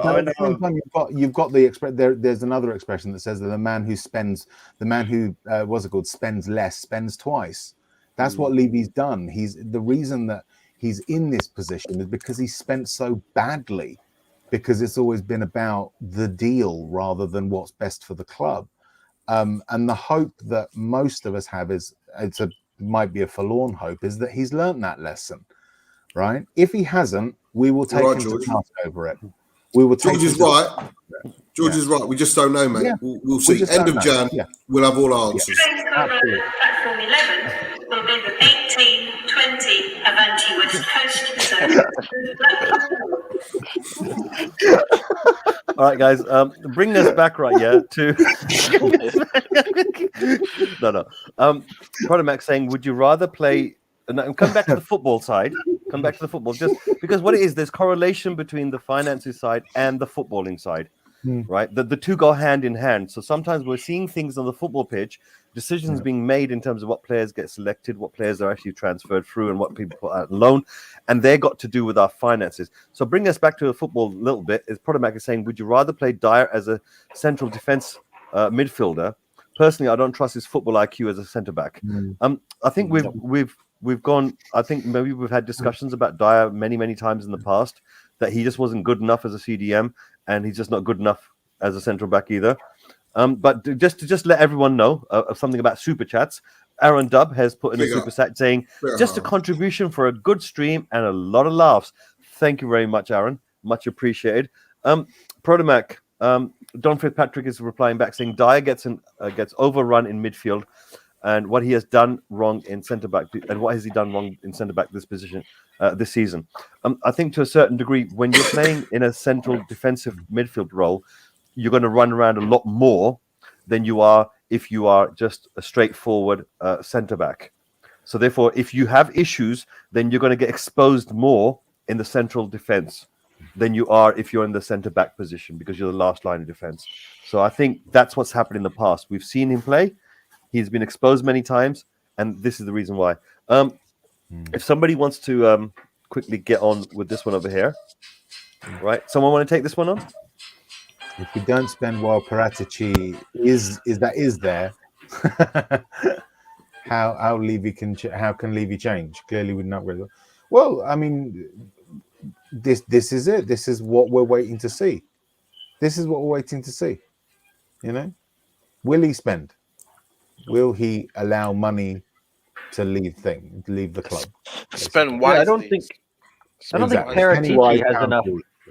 I don't think Paratici has enough power, right, on his own to make Levy spend, but Conte does. That's the difference. Yeah. Paratici was coming in with less, he was not coming in an optimal situation, having left Juve. So I don't think he has the power to come in and demand that Levy was going to have to spend. Quite possibly, yeah. So I think now having Conte comes in, that's what changes it all, because he will walk. He doesn't need to worry, and I'm not sure Paratici has that same level. So. He won't think twice before calling out the Levy or the Levy, Enoch, or the board in press conferences as well. He will not. We'll have a bad result, saying, "Do you regret not bringing in the centre back?" And he'll just turn around and say, "I wanted one. but they didn't back me. They didn't buy me one. You won't think twice before saying shit like that. Well, absolutely. I mean, coming back to the financing part of it, is that we're making a big deal out of Dombele because we spent a lot of money on this particular player, and we desperately need some sort of creativity in the midfield. So when people are not spending the type of money they're supposed to spend on the right type of players, when we need those right type of players, is this focus on Dombele constantly in the media and every press conference that we go to and in all the Spurs channels, is this a distraction away from where Levy's not been spending the money? To what purpose, Kay? To the purpose that basically, look, we've spent the money on a creative midfielder. We don't need to spend any more money on a creative midfielder because we already spent large. The media, dude. Spurs don't control the media. This is the thing. We have to. Not control, but we're talking points in terms of we constantly talk about what we've got as opposed to what we don't have. But the issue there, the issue with the media is that they want to have the biggest stories. For them, if they're fed too much by an organization, what they'll generally tend to do is turn around and bite the hand that feeds them. They don't like necessarily being a mouthpiece for those clubs and just positing the stories they do. Obviously there's press relations and they do want to sort of stay happy, but the narrative isn't necessarily directly influenced by the club. They also have to walk a difficult line. So the club might want to put that story out, but there's absolutely no guarantee that anyone in the media is actually going to pick it up. You know, I genuinely think this is just them trying to make stories as much as possible. You know, he's an expensive signing. He's not been played. There were stories about his dissatisfaction over the summer. Let's see how much grist we can get for our mill from that. That's all it is. You know, we have a tendency, because we're so worried, because we want to see January, we tend to sort of say, is this that? Is that? And it muddies the waters a lot, I think, when we do that. Are we as fans like very cautious and saying, look, we've got to be patient and we shouldn't be addressing questions where Levy appeases Conte for 18 months and then what? Are we afraid to look that far forward, or are we just looking until January? You know, are we hesitant? I'm hesitant that he's going to back him in January. So 18 months from now is a lifetime away for me. I mean, honestly, if that's what happens, if all we get is 18 months of him backing, it's not good enough, but it sure as hell beats the last 2 years. Yeah, that's true. I believe it's in a better state. Yeah. I mean, ultimately, what question are you asking there, George? That's the important thing. So, you know, what is it that you're trying to convey? I think this question. I think he's asking about us. If Levy appeases Conte for 18 months, then what? Then the pressure's on. If he just stops at 18 months, George, then the pressure will go. This isn't we discussed it on the other stream, didn't we, Rose? This isn't Levy's all's forgiven, don't worry about it. The eyes are on Levy. Levy has to back Conte from start to finish, but it can't stop there. It's got to be a consistent, a gradual build, not a rebuild, of 3 to 4 years. For me personally, for me to forget 21 years of being the nearly man, not progressing, not pouncing on a position of power, a lot of P's in that sentence, then it would have to be it would have to be about 4 seasons of consistent, proper backing of the manager, be it Conte, be it whoever. And then we need to build, because Conte, even if he goes after 18 months, he's going to leave us in a position of power if he's backed. And then it's a case of building up. And if he doesn't, then we'll come back. We'll do our bit to get him out of the fucking club. Absolutely. 21 years is going to be forgetting in 18 months, mate. No chance. This is a security message. If you see something that doesn't look right, speak to staff or text the British Transport Police on 61. That wasn't me. Yeah, having talked with George and seen his comments in the past, I think that's what he's getting at, right? Is that this can't just be this can't just be a one-time, you know, and by one time I mean like with Conte, that's 18 Absolutely. months. This has to be a change for the long term if Levy wants the support, right? If we're actually going to see it. I think that's the point he's getting to. Absolutely. Yeah. I mean, if that's what he's asking, absolutely. It's not a case of it's it's not like you've done something wrong. You've done something wrong with your wife, and you bring her flowers, and all is forgiven, right? It normally works. Yeah, but that's the thing. It's not. I'm just going to move on to Blue Note 73 saying, guys, PSG, Man City, Chelsea, etc. are not run as businesses. Well, that's true. To a certain degree, they are. The owners make their profits elsewhere. Okay, fair enough. I get that. They don't mind losing money at these clubs. I want to interject on this. It's what they are doing is what is called as football washing, in the sense of sports washing. Sports washing, yeah. So these clubs are bought by groups like the Qataris, by the Russians, by the Saudis, as a way to paint their country out to be in a better light. It's all politically motivationally driven. They do not care about the club. They just care about the image that they are representing. Now, whether or not they make their profit through the club or not is completely and utterly immaterial. Besides the point. They make their profit through oil. Yeah. The war-ridden countries, the football clubs are their PR agencies, essentially. Yeah. It's a PR fund. They don't demand a profit from a PR agency that they hire. So they don't care about making a profit off the football, off the thing, but that's what they're doing. Yeah, one person I'd strongly recommend you go and have a look at is a guy called Glenn Tamplin, who has basically he made his millions in the steel industry and bought a football club to paint him out to be in a better light. Although the guy is a complete and utter bell end. Yeah, he got himself into he's in loads of debt, and he bought a football club to try and take away from that fact. And that's an Englishman doing that. Does anyone remember Michael Knighton? Michael Knighton. Who's Michael Knighton? Michael Knighton took over Man United, and there was an ex-player came. Okay, just in case viewers out there are wondering what those train sounds are, that's the money train. To represent the money train. Basically, I've posted the link again, guys. Right, for anyone that's coming in, we do have one more link. So if anybody does want to come in, we do have some space in here. Punch bag workouts. I've forgotten the gentleman's name. I think it's Mark. Paul. Paul. Sorry, Paul. I do beg your pardon. Also to lose money on like official money laundering. Scott. Dave. Yeah. Right. You've probably got about another 15 minutes because the missus is asking me to go to bed. So. Good. We'll have a look at this. Yeah. Thank you very much for coming down. That's it. Blame the missus live on air. Why don't you? You're not just hear her. Not like that. Aaron, I was thinking the same thing. I was Knight Rider? Yeah, I was thinking the same thing. Michael Knight. Right. This one's for you, Mr. Kate. Go on. No. That's more on my side of the world. George is saying that Levy didn't back Poch after the Champions League final. I expect him to do the same once Conte goes. Thanks for all the replies, guys. This is talk to K, so therefore your replies are absolutely, your messages coming forward are absolutely essential to how the show works. Sure. Thank you very much for putting them in the first place, George. Right, so we've got to that stage. It's obviously Michael Knight is not the David Hasselhoff that we're referring to.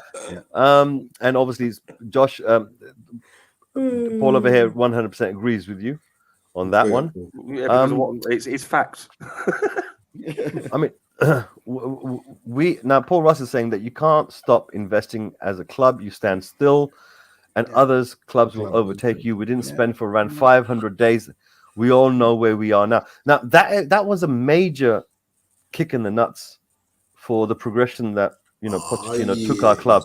He did a whole load of work. Oh no! All the work got absolutely rubbish towards the end, and it's almost like a recycling of this myth that's been fed to the fans, while the companies behind Tavistock and everything are making money and putting them in their pockets and investments and so forth.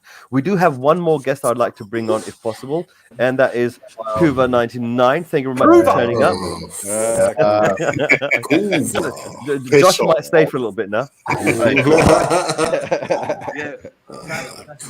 it going? I'm spending my night with Kuva. Oh yeah. All I'm going to say on the subject of like the comment about investment and stuff, like, and we didn't spend for over 500 days. What is really, besides that, the one thing that really irritates me is over the course of 20. We've had this discussion on another stream. Over the course of 21 years, ENIC and Levy have spent 1.25 billion pounds on transfers. Right? How much of that is their own money?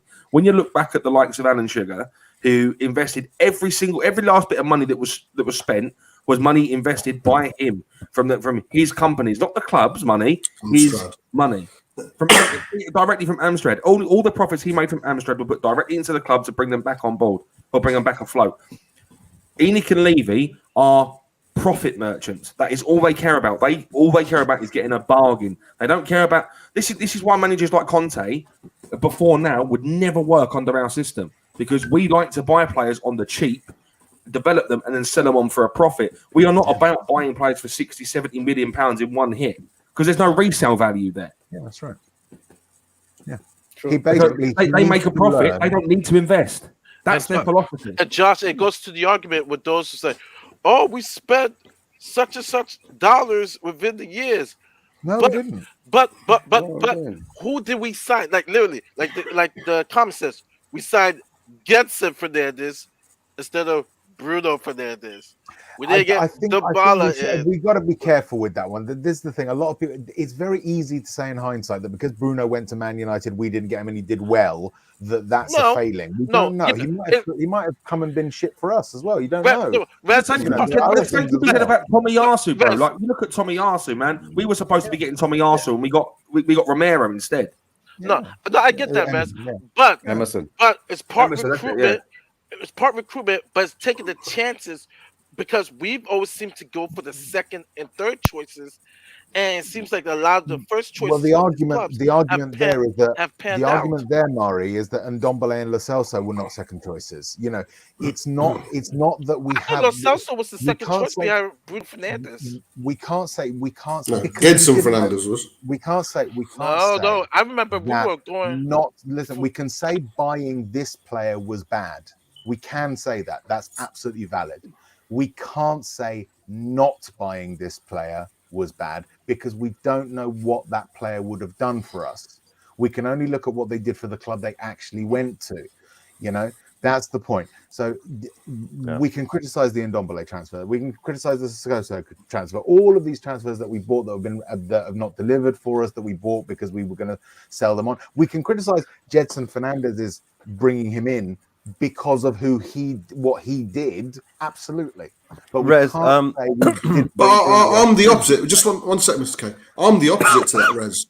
I think, and you'll never hear me saying he was a waste of money, because it's all hindsight. No one brought in Ndombele or Lo Celso to be rubbish or average or a Doherty. You know, we looked at his stats. It's all hindsight. But for me, I look at the other way. I do believe the likes of a Dybala, a Skriniar, Bruno Fernandes would have made a difference. I can not many things you can guarantee. I guarantee you that them four would have made us a better team. I don't disagree with you, Bob. I don't disagree with you. All I'm saying is that using a specific player of not getting them as a mistake is invalid and that's analytic. The Tomiyasu argument. I'll never agree with the Tomiyasu because I think the reason guys, hold on, guys, hold on. Listen. You guys are talking about two different things here, and Rez is absolutely right when it comes down to evaluating what type of player you're buying. I think generally the fans are feeling this, right? Yeah, is that we talk and hype up so much about one particular player, even for a whole season, and then only to the end where we find out that we're not going to get him, and then we get some player that we haven't been hyped up before, that we do get in very quickly, or rather maybe it's been going on in the background, we don't know, and to the perception of the fans is, hold on, you gave us an expectation and then you took it away, and then we find out 6 months later it was for like £2 million, £5 million, or he negated on an agreement that he made. So it leaves a bad taste in our mouth. But coming back to here, Cody Mack is saying, I think one of the biggest false images that have been impressed upon the fans is that of the academy. We've produced a few okay players, But look at Chelsea; they fund their transfers with their academy. There is one teeny problem with that though, and that is the players which are in the Chelsea academy have been stolen from around the world, right? Yeah. Right underneath the noses of other players, and they've actually broken fair play rules and FIFA rules in order for them to get them in and pack their academies up with no intention of bringing them into the first team. All they're doing is bringing them up. They've got quality, they've got potential, and they're going to sell them on. And I think Frank Lampard actually had a whole season where he wasn't allowed to do any sort of transfers because of that. So they've been spanked on the hand because of that, but they've got away with it because their team's like at the top of the league right now. They got away with it. I'm a example, Mess, because it's a balance. Because there are some players that you could see from the eye test that's just like, if we get this player is going to pan out. Especially if you have the coach that you have. Like, for example, Jose Mourinho would have been the coach at that time. You look at the name as Ruben Diaz. You look at Skinny Yard, right? Instead, we got Rodin in. You're telling me, on that score, I agree. I agree with not getting a player can be a problem, but I disagree with the idea of not getting that specific player and instead getting that is necessarily a problem. We should have. No, I disagree with you there as well. Fernandes wasn't a choice between Jetson Fernandes and Bruno Fernandes. It was a choice between Bruno Fernandes and Giovanni Lo Celso. Right? Yeah, and the problem there for me, I honestly thought, though I thought it was nice that we got Lo Celso, I thought Bruno Fernandes, just looking at the numbers, just looking at him, the guy has a knack for scoring goals and creating. Absolutely. And I was just like, get this guy. And there's certain players that you just say, hey, look, you just have to get this guy because the guy produces. Like, the thing that what people like about Vlahovic is that man, it's not the numbers, but it's just the style of play. Just look at the player. You can tell that this player is committed to breathing, eating success. And those are the type of players that we have said, it's option A, but we're going to go for a cheaper option B and C. And it's just... This is the point. Historically, Levy has been too reluctant to spend big money, and he's also too reluctant to sell. Right? Absolutely. We could have sold Ben Davis or Harry Winks last season, but when you got an estimation price tag of 40 million on Harry Winks, and you're sitting here wondering why he doesn't sell, then you need to start asking questions about the reliability of your chairman, right? Yeah. Historically, he doesn't spend money either. When Mauricio Pochettino coming from Southampton, there was a conversation that happened between Levy and Poch, and Poch said, I want Morgan Schneidlin. I've worked with Morgan Schneidlin. Bring me Morgan. Let me have Morgan Schneidlin. Levy went, no. Instead, what I will do is I'll spend 4 million and bring you Benjamin Stambouli. Yeah. Hell yeah, I remember him. I'm sorry, I think that's the problem. Guys, spend too reluctant to sell. Yeah, guys, send Shane quickly get his word in. Shane, go for it. I was just going to say on Vlahovic. Oh yeah. However you pronounce his name. Dusan, yeah. Actually, but yeah. He's been hyped up by us for the last 12 months. I don't reckon we'll end up getting him. He'll go to Barcelona or Real Madrid. And if we don't get him, then we need to start asking questions as to why we didn't get him. Remember, we were after Bruno Fernandes for nearly 3 seasons, guys. Don't forget that. It was both Bruno and... It was linked with him for a good 3 seasons. We didn't spend the money. Yeah. But the problem with the Bruno Lo Celso is that Lo Celso was coming at a better deal, right? We could get him on the loan, and then we got to do all those tricky things. Yes. Yeah. I have a problem, but a different problem. If they looked at Fernandes and Lo Celso, and the football people said, I like Gio Lo Celso better, fair enough. I'm frustrated that Fernandes maybe, but my concern with that whole move is that I think it was they went with Lo Celso because the deal was they could get a deal. And they went with the bargain. Like exactly.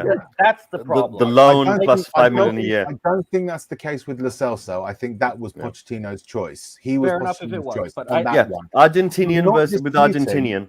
Can I make this point very quickly? I'm not disputing that our recruitment has been poor. It has been fucking abysmal. And I've been saying for a long time before this that we make decisions based on finance rather than football. I've been saying that too, and I'm sure that those who've seen will back me up.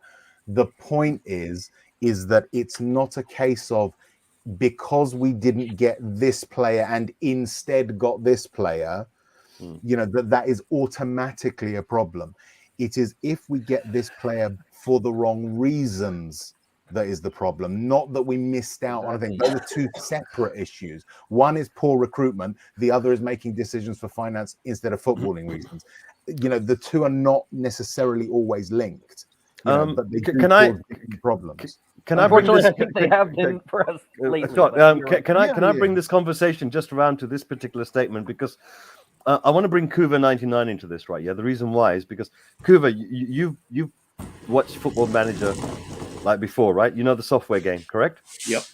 All right. Now a few seasons ago, right? When it comes to how Football Manager denotes the potential of any given player, they give them a rating of like -1 to -10. Yeah. Right. In Football Manager history, no player has ever had the potential for a -10, except Tielemans. Tielemans. No, except Tielemans. Yeah. Right? You remember that season when he got a -10? Absolutely nothing to me, Mr. Case. You're going to have to explain it. Right. Now, that's why I want Kuva 99 to explain this, because with that in mind, what do you think about our recruitment policy if we were not able to get this particular player, Tielemans, in when Leicester did? Well, it sounds like you actually know more about that particular thing than I do. There was a point I was going to make about recruitment with the youth players in particular. We were talking about Chelsea having a reputation for stealing players from other clubs. It was blatant. We did it. We were just as rife for doing that as they were. The thing is, they were at a higher profile than we were at the time, so it's more in the press. But the biggest difference as well is the players that we recruit.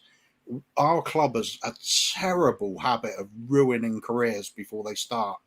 You look at the amount of our youth players that come through our system; they don't even get a look in on first team until they're like 23. Whereas you look at other clubs, they're getting in chances when they're 17, 18. They get a better taste of first team football, see what they can do. It's like nobody trusts our players until they're like well into their career. We are the second youngest. Do you know what I heard with regard that, Kuva? The thing that I heard, it was anecdotal, I will admit, is that basically the coaches in the academy are yes men for Levy. And he won't listen to them when it comes to their development. And so we get one or two players that basically can transcend that problem, like your Dylan Markandays and your, Dane Scarlett. But the vast majority just don't develop because they're not being given the right opportunities because their coaches are essentially just placeholders at the academy. I'd say you could also apply the same logic to Hitchens. He's got a terrible reputation for recruitment, but I think his big problem is he's just a yes man to Levy. So we will end up with those second, third choices or further down the list because Hitchens will have the same sort of list that you generate at any club. All these scouts are going to be seeing the same players. Liverpool will have the same sort of list we got. They'll know the same players. But their scouts will be saying, we get their head of recruitment. And they'll be saying, yes, we need this player. Klopp will be saying, I want him. Let's go and get them. Whereas when Hitchin comes into Levy, Hitchin's looking at the top of the list and going down, and Levy's looking at the price column and working his way upwards to see what the best bargain is. He wants to make a little return on each player he signs. Absolutely. And it fails for success. Do you think that basically, look, the thing is, right, over here, Paul Russell's saying that we've followed him for 2 years, right, and I'm pretty certain that a lot of other top clubs out there were following Tielemans.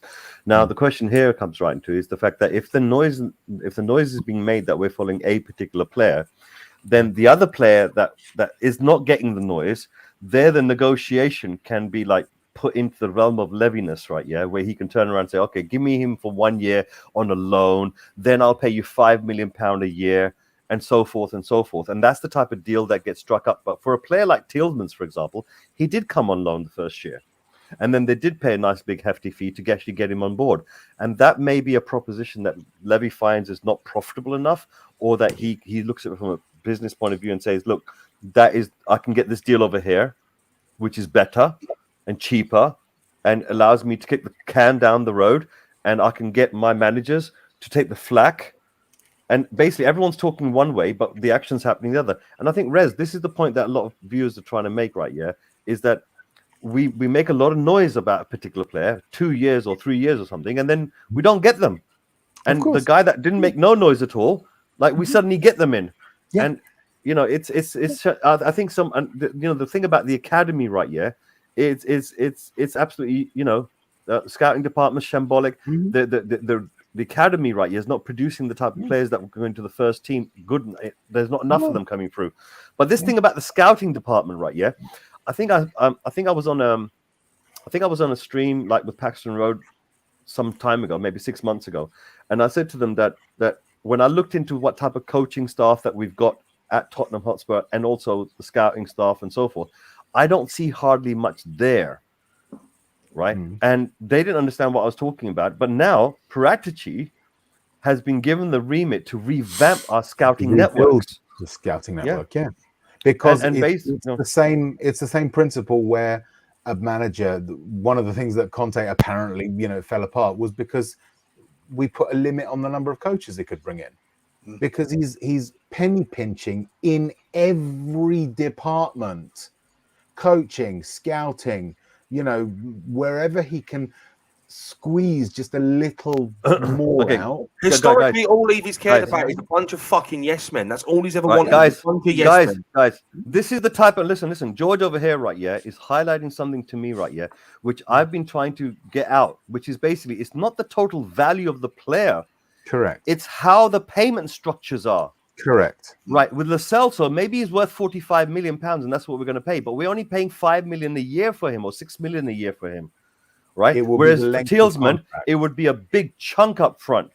And you know, Levy didn't want to do that. So sometimes he actually pay more for a player, but that's because he spread it out.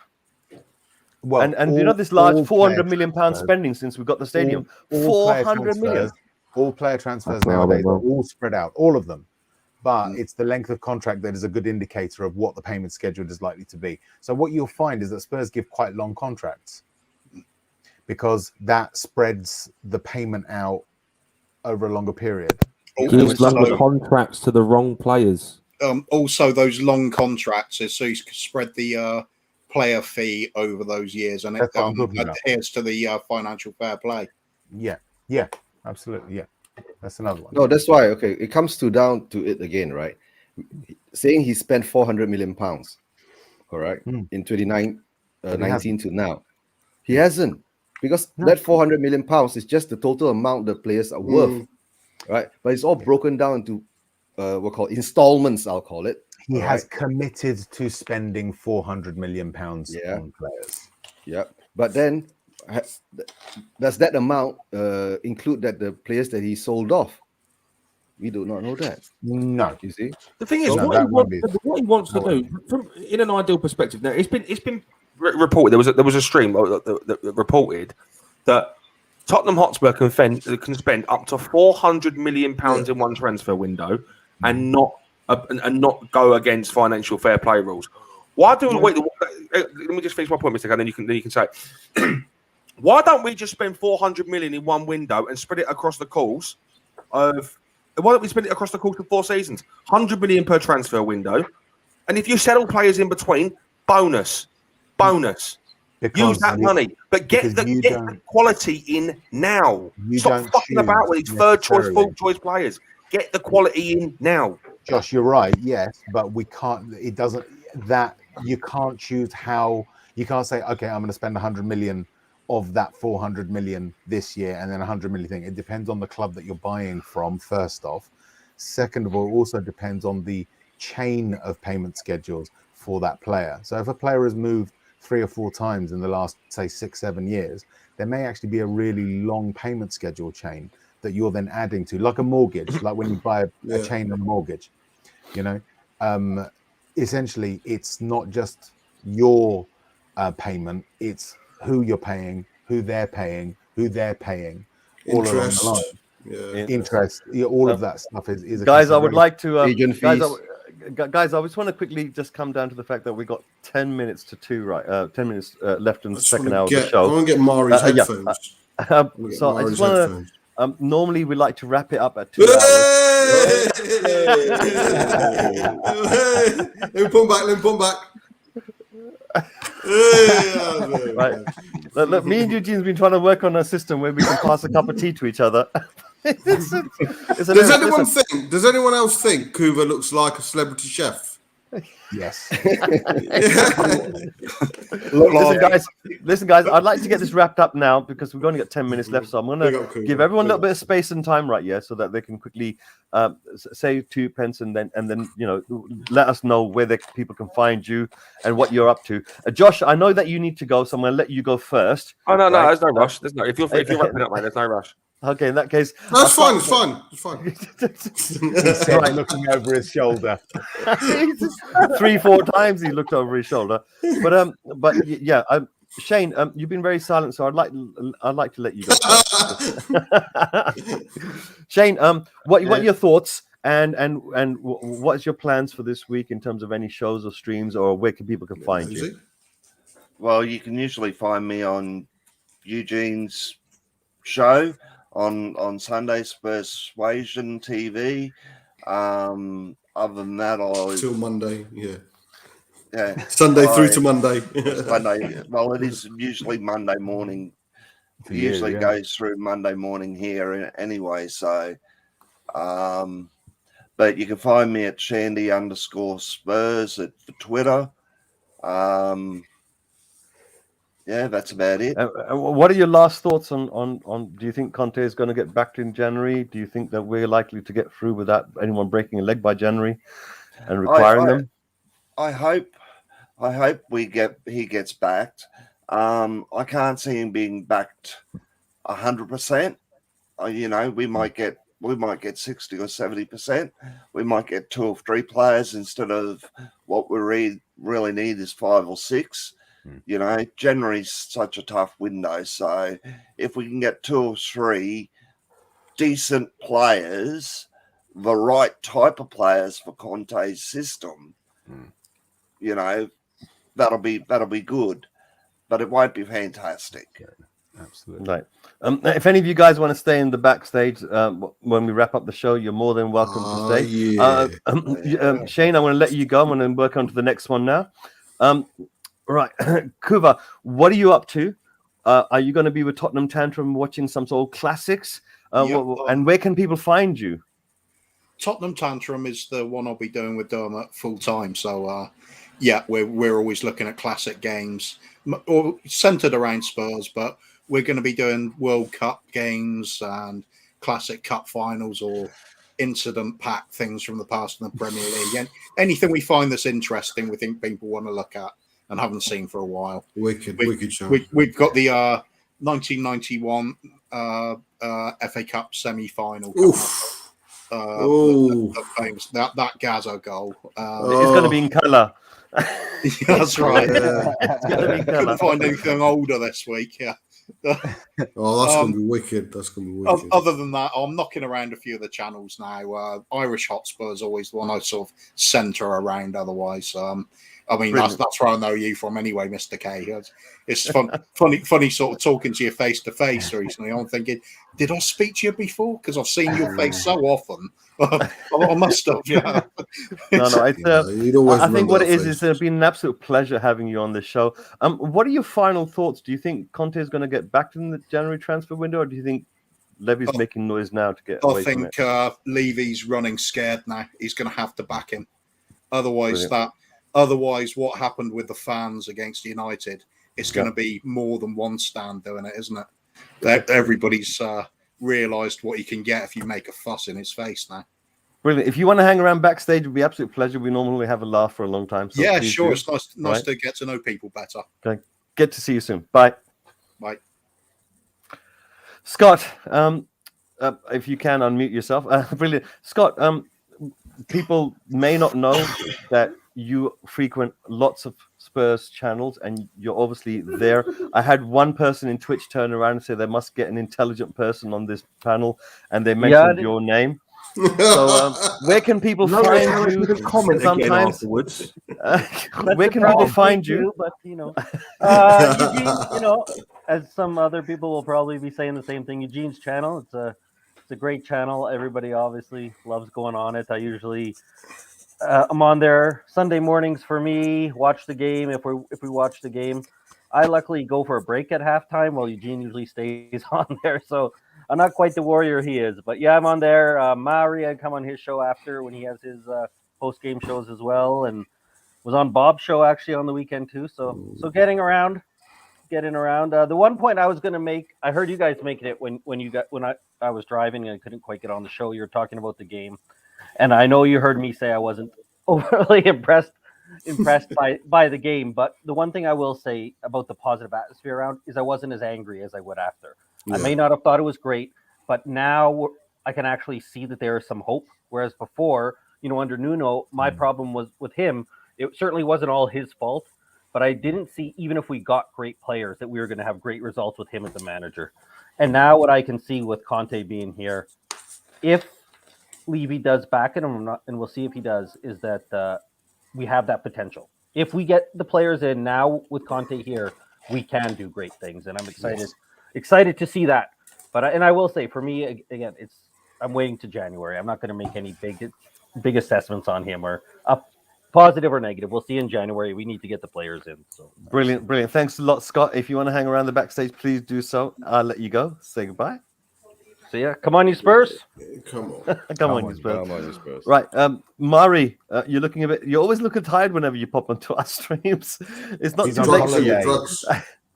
Mari, you're on mute right now. Let me take you off mute. No, you put yourself on mute. Mari, tomorrow you got the Love Lounge. Yep. Anything special lined up for the Love Lounge? Oh yeah, we're going to talk about a certain Pochettino after we talk about the game and why it is bad for people to still be talking a lot about Pochettino. It's time to move on. He's next. So brilliant. I can't wait. Honestly, we're going early as well, Mari. We're going early as well, aren't we? Yeah, we're going early tomorrow. What time will that be? 10. 10 o'clock. 10 p.m. Right, GMT. 10 p.m. GMT. Brilliant. Viewers out there, please pop into Mari. From do I get to pop my cherry again?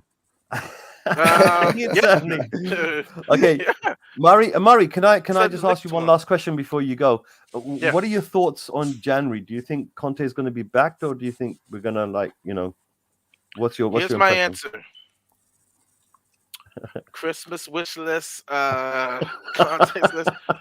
Cassie, Blagovic, Delete. Actually, I'm gonna give him the benefit of the doubt. Conte's here. Yep. We got a Christmas list. It's already go shopping in January. That's my answer. And you got the supermarket coupons as well to use afterwards. Levy discounts right there. Here you go.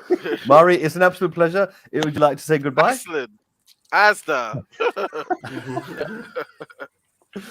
Do you have an outroad?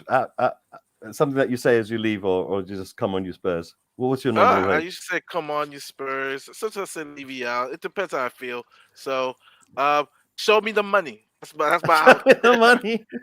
Okay, Mari, if you wanna hang around backstage, you're more than welcome to. I'll say goodbye to you. Thank you. All right. Josh, come on, your missus is waiting.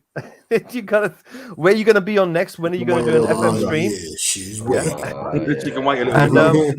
And look, where can we find you next? I mean, when's your next show? You can find me over at Josh the Tottenham Guy on Friday. I've got the 4 Hotspurs alongside Phil, alongside Dermot, and alongside Chris. You can also catch me over at Tottenham Tantrum Gold as well, where I'm the backroom guy. I do all the tech stuff for him. So I mean, they keep me in their basement. I'm actually out on day release today, so that's why I'm here. But no, I mean, other than that, that's probably where you can find me. You can find me on Twitter as well at Josh RG in HD. And Josh, do you believe that? Josh, do you believe that? Do you have an inkling that maybe there's going to be spending in January, or do you think that I don't want to get my hopes up, mate. I don't want to get my hopes up. I want to say yes, but from a real perspective, we've been let down before. Yeah, right. All I'm going to say, Mr. K, me and you need to meet up and go to Oko at some point as well. We're Aladdin. Go to Aladdin at some point, man. You're down the road from me. There's no reason why we shouldn't. Do you know something? You're absolutely right. We will do that. Hang around backstage if you get time. If you don't get time, we will connect again later. Goodbye, Josh. Cheers, bud. Up the Spurs. Up the Spurs. And Bob, thank you very much for coming onto the show. Really do appreciate that. You know, I understand that you're moving up and down, and you're probably going to see. I think you're going up north to Derby a little bit as well. So you're traveling tomorrow. Yeah, I'm going. You're traveling a lot. Bob, when's your next show? 2 weeks. So did a show on Saturday about social media and the bullying on there, or not so bullying, and the interpretations on there. This week I'm having a week off. My kids are coming down to see me for the first time in my new flat, so everything's on them. Next week, yeah, I know. It's definitely him. It is definitely me. Referring to Scotty. Right. And then next Saturday we'll be doing a stream on Qatar finally, or a stream on the Y word. Oh yes, that's kind of really important. Listen, one last question before you go. What's your feeling and take on the January transfer window? Do you think there might be something? There might not be something. Do you think one is better than nothing? I know a lot of people tend to think I know everything in the world, but I honestly have no idea. Honestly, no idea. There's like 21 years of apprehension, followed by the few weeks of excitement with Conte. Which way it will go, no idea. We can only hope for the best. No problem at all. In that case, I'll bid you farewell. If you want to hang around the backstage, you're more than welcome to. Piss off, Bob. Thank you very much. Come on, you Spurs. Come on. Right. And Rez, last but not least, listen, thank you very much for coming on as our special guest. We don't normally have people coming on very early, but I did need someone with a wise, mature attitude in terms of looking at the financing. So thank you very much for coming at short notice for us. My pleasure. Absolutely my pleasure. And obviously, I understand that you're on with Shelfside Spurs doing quizzes and stuff like that. When is the next time they're going to do something? Next time, I believe, is going to be Friday between 7 and 7:30 is when we kick off. It will be wonderful to have all the great people in the chat come and watch and like and subscribe and basically watch us be really, really, really anarchic and foolish and fun. It's a great show. Johnny Einstein's a great host. Jens, Nick, Gaz, Kev, and myself. We try and do good things. I think the other five do. I'm just sort of sat on the sidelines. Brilliant. I'm to be honest, I'm all over the place at the moment. It's almost I should really list. The internet, the new internet slag. These are the streams I don't appear on, because it's so much quicker. And yes, things only very few. Yeah. Okay, just one last question before you disappear. Just one last question before you disappear. What type of expectation do you think you may have in your heart regarding January? Or are you like Bob, where you're thinking, 21 years of pain, I don't want to say anything?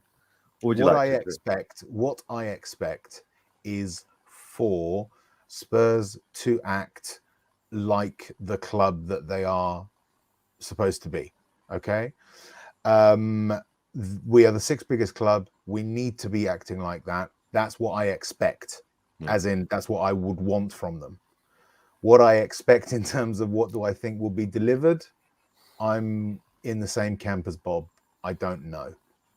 I honestly don't know. It's very difficult to tell at the moment. So I think Cody Mack is saying that you're the goat, or would you like to have goat curry? I think it could be both. One can be a goat and enjoy goat curry. It's possible. It's possible. Rez, Cody is being very complimentary. Thanks, Cody. Big up to you, man. Rez, I'd like to bid you farewell. Would you like to say good night to the audience as well? Good night to everyone. Thank you for having me on. Brilliant. See you soon. Eugene.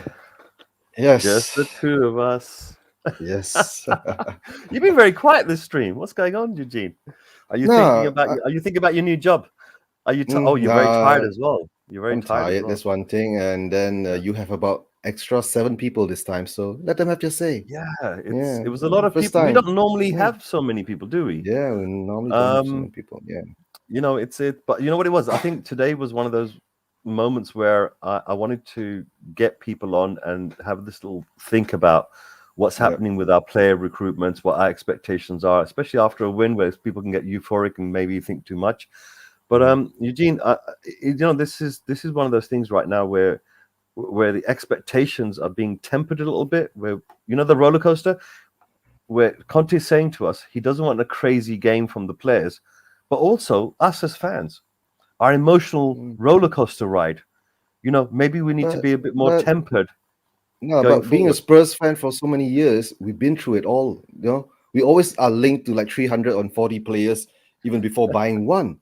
Right, yeah, so what do you expect? So that's why, like for me, right, whatever's been said out there, we just let it blow in the wind, right? And then, like you said, we're linked to Tillemans, and then we get somebody else. We're linked to this player, and then we get another player. So we'll never know. But now with Conte here, right? Yeah, I guess Conte will push for the players that he wants. Let's hope. Brilliant. That's what like what Bob says and Rez says, right? Wait and see. Please wait and see, guys. Have some patience. We'll see the results.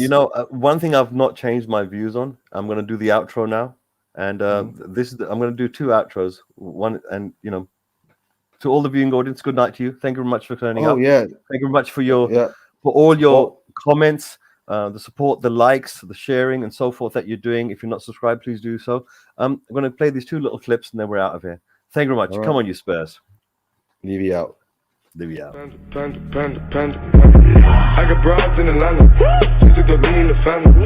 Credit cards in the scammers. Getting no list in the banner. Legacy. 1, 2, 3, 4. Let's go now.